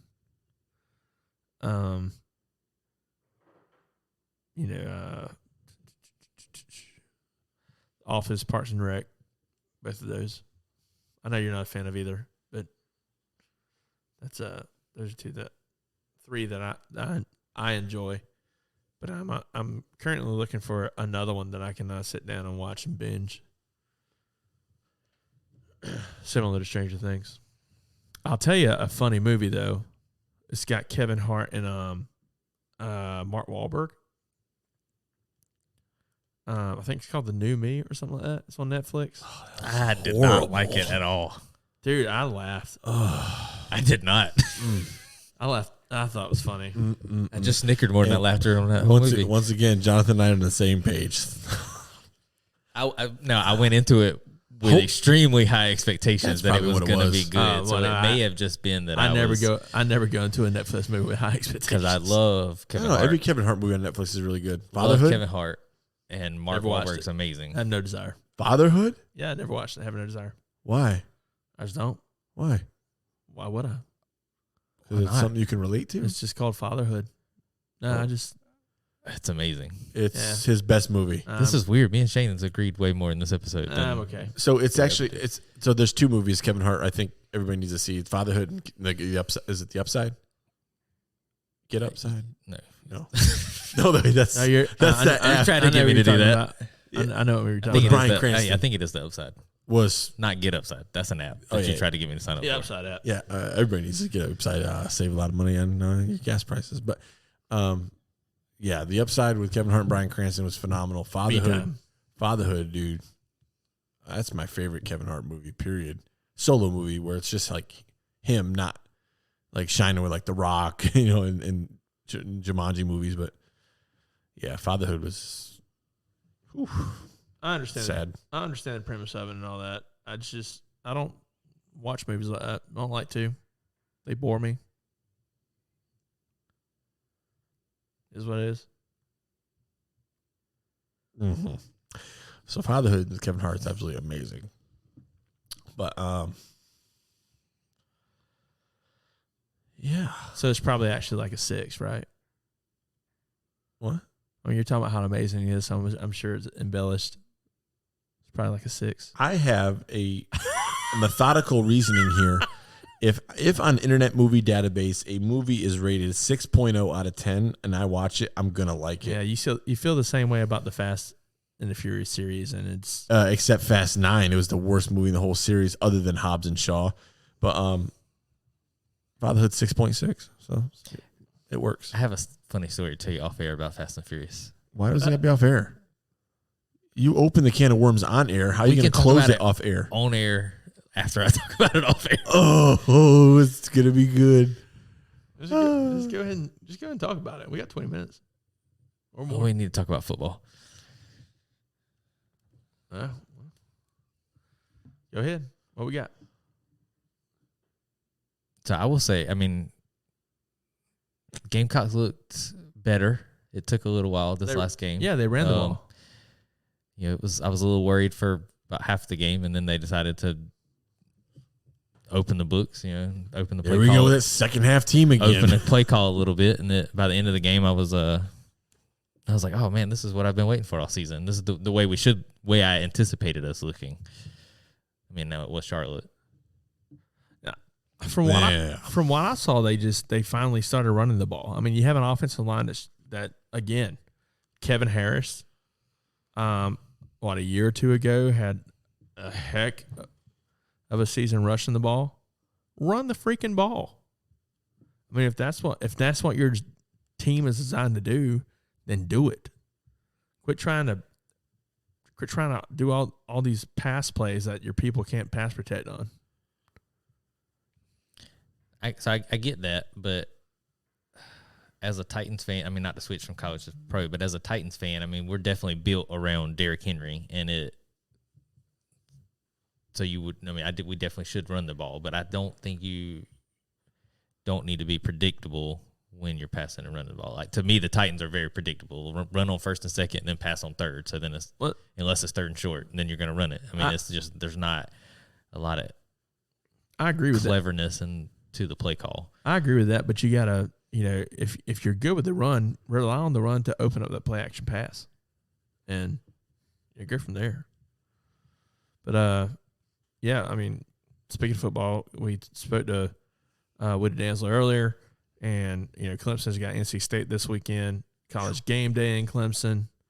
Man, it's going to be a heck of a day for college football. At least here in South Carolina. Who's South Carolina got? This week? SC State. And rumors are that game's being moved to Thursday. It is. It's already confirmed. Yep. Thursday at 7 o'clock. Yep. So, Thursday night game, 7 o'clock, South Carolina versus SC State. I wasn't going to go to the high school football game, but I guess I know what I'm doing tomorrow night. Tomorrow night. Right, tomorrow night. And then what else we got on docket for? I mean, there's some good games. Kentucky, Ole Miss at 12 o'clock. Kentucky's rolling, man. Never thought I'd say that in college football, but here we are, 2022. Alabama, Arkansas at 3:30. Yeah. Oklahoma State, Baylor at 3:30. Wake Forest, Florida State. See if Arkansas can bounce back from that tough loss. That Wake Forest team, they got some life in them after last week's game. Well, I mean, they were ACC Atlantic Division leader last year, so I mean, it's not nothing new. But whenever you talk about Wake Forest, you think of a small basketball school, and it's something that coach there has been building for years. I think he's been in there for 10 years now. Had some good years, had some down years, 3 or 4 down years straight, and now he's kind of gotten them back up to where they're making headway in the ACC at least. But yeah. What else we got? I mean, that was a lot of the big games, the top 25 games. But I mean, they're at different times. Well, so you have in the Carolina game, you have at least one, top 25, 2 top 25 teams playing at 12. You had 2 top 25 games coming on at 3:30, and then you got Clemson and NC State at 7. So it should make for a very good day. Well, and you got college football. You got Oklahoma State and Baylor also. That's the top 20. That's the 9 versus 16. So who's on upset alert? Clemson, in your eyes, both your eyes? No, I wouldn't say Clemson. I would say Arizona State versus USC. I mean, I would say Clemson if you consider NC State an upset. I mean, they're top 10 team right now, so I don't know if that would. I mean, it would be an upset, but I mean, it wouldn't be a shocker. And that's why I wouldn't consider upset, because they are top 10. But that I would say Arizona State at Southern Cal. That's what I would put as an upset alert. I just don't see. I guess you could say Northwestern at Penn State. I mean, Mississippi State could beat Texas A&M. Now, Arkansas, I don't see it happening, but I guess Arkansas could bounce back and beat Alabama, and because they are in Arkansas. I don't see it happening though. Anybody beat Alabama? Yeah, Alabama's just so daggum good. Rest of this week, NFL, and we'll wrap it up. We got Minnesota at New Orleans, Cleveland at Atlanta, Washington at Dallas. What a yawn. Seattle at Detroit. Seattle at. Now, all right. In all seriousness, Cooper Rush has been playing lights out for Dallas. I hope he doesn't play lights out for Washington. The lights go out. Carson, listen. Kudos to Carson Wentz for just making money and not doing anything, because he and poor Washington has done bought out that contract from Indianapolis, and they're filling the. Anyways, Seattle at Detroit, Tennessee at Indy, Chicago at New York Giants, Jacksonville. Jacksonville's been a hot team here recently. Trevor Lawrence has been a hot player. And it pays to have coaching. I'll tell you that. But they're also at a hot Philadelphia team this week. New York Jets at Pittsburgh. Who's playing Philly? Jacksonville. Ooh, that should be good. Buffalo at Baltimore. Chargers at Texans. Arizona Cardinals at Carolina Panthers. That should be a Cardinals win. Carolina can't buy a touchdown. You got the Patriots at the Packers. You got the Broncos at the Raiders. Chiefs at Buccaneers. Sunday Night Football. The game of the week right there. And Monday Night Football, you got the Rams and the 49ers. Yeah, that Buccaneers game's going to be good. So the games that stick out to me are definitely Chiefs, Bucks, Bills, Ravens. Maybe Eagles, Jaguars, just because I think the Jaguars are doing a lot better than anybody could anticipate going into the season. The NFL to me has been kind of weird this year so far. I mean, there's been a lot of close games that I think shouldn't have been close, and a lot of teams that are. I mean, it's only week 3, but a lot of teams that are kind of up on the standings right now that I wouldn't have pictured week 1. You know, kind of going through 3 weeks. Like I don't think the Raiders aren't actually an 0-3 team. No, man, they've looked good every game I've watched them play, and I just can't get the win. I mean, the Colts looked like a good team last year, and they looked awful the first 2 weeks, and then they beat the Chiefs this week. I mean, they didn't look good doing it, but let's talk about how they beat the Chiefs, though. I mean, you got a defensive lineman don't know how to keep his mouth shut and says something to Matt Ryan. Referee it was enough that the referee didn't like it. Throws a flag for 15 yards. Indy gets the first down off a penalty. Runs the clock out. A win's a win. We said that earlier, right? A win is a win, but I mean, I loved watching the Miami-Buffalo game. I mean, that game had me intrigued the whole game. I mean, Tua, man, I love every Tua. Aspect, the butt punt or whatever they're calling it. Oh, that had to hurt. All I could think about was like, oh my Lord, that had to hurt. It taint. Oh, that taint good. There ain't no way that felt good, bro. No, and he didn't flinch. Yeah, it's adrenaline or something. But He's got that Josh Travis. It's all protected. you know he's got a football-sized bruise on his tail, man. You know that had to hurt. I thought Buffalo was going to come back and take it. Yeah, right down the seam. Oh, dude, that was right up in the crack, dude. Through the uprights. It's good. It's good. Oh, no, I watched. all he had to do was go out of bounds, and they listen, at least had a shot. I was sitting right here in the living room with Asher and Ellery, and the guy catches the ball, and he's running toward the sideline, and he did one thing, and I'm like, why'd you do that? And it was a juke. He juked. If he just ran to the sideline and gets out of bounds, they have another play. It was hilarious watching the video. The offensive coordinator in the booth after the game. That nice Surface Pro smashed. Former Miami Hurricane quarterback Ken Dorsey. That's right. Went off. National championship winner. Yeah. Oh, dude, he destroyed that Microsoft Surface Pro. Well, there was a clip earlier in the game where he got frustrated. I mean, he didn't go off like that, but he got frustrated. You could tell. I mean, he was like shuffling his papers around because I saw it. I didn't see that live, but I saw it on the post game thing, and they were like, "Oh, just wait." And then it was like the end of the game, and then he was like, just shoves everything over. It's awesome. I love it. I love angry people. I love watching people get mad. Explains a lot, actually. Yeah, I just enjoy it. Oh man, what a fun show! Yeah, it's been good. Oh, Woody Dantzler, Tiny Dantzler. Woody Tiny Dantzler. That's right. Oh, kudos to Chris Berman for that one. Thank you, Chris Berman. I love Chris Berman. NFL Prime Time.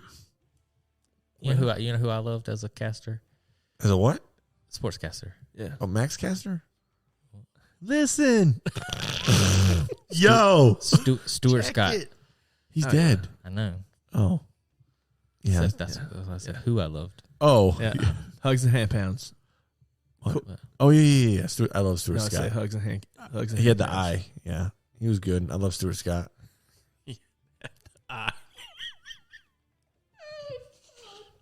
He had the eye. What? What? He did. Oh, The Shawn Michaels eye. no, it wasn't that bad. It was getting there. Oh. Well, I don't understand. I don't. It was the face you made with it. Oh, He had the eye. I didn't That's mean to. why I'm trying to I didn't mean to laugh, make a but- face, but no, that's all I could think of. He had the eye. Nah, he was good. For sure. I used to love Chris Berman, dude. Rumbling, bumbling. He used to do if I only had another touchdown. You know, like, stupid stuff.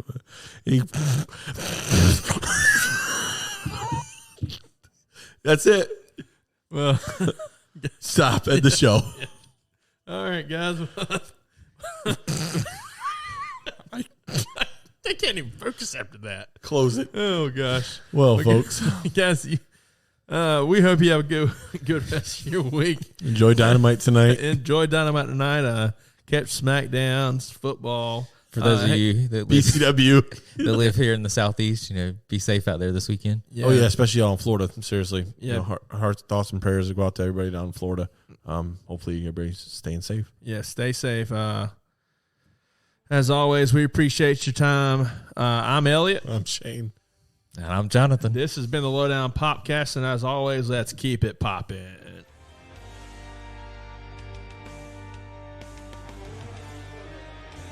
Well, that's why I was trying not to laugh because you were like, I made the face and I wanted to be like Richard, but then I was like, ooh, but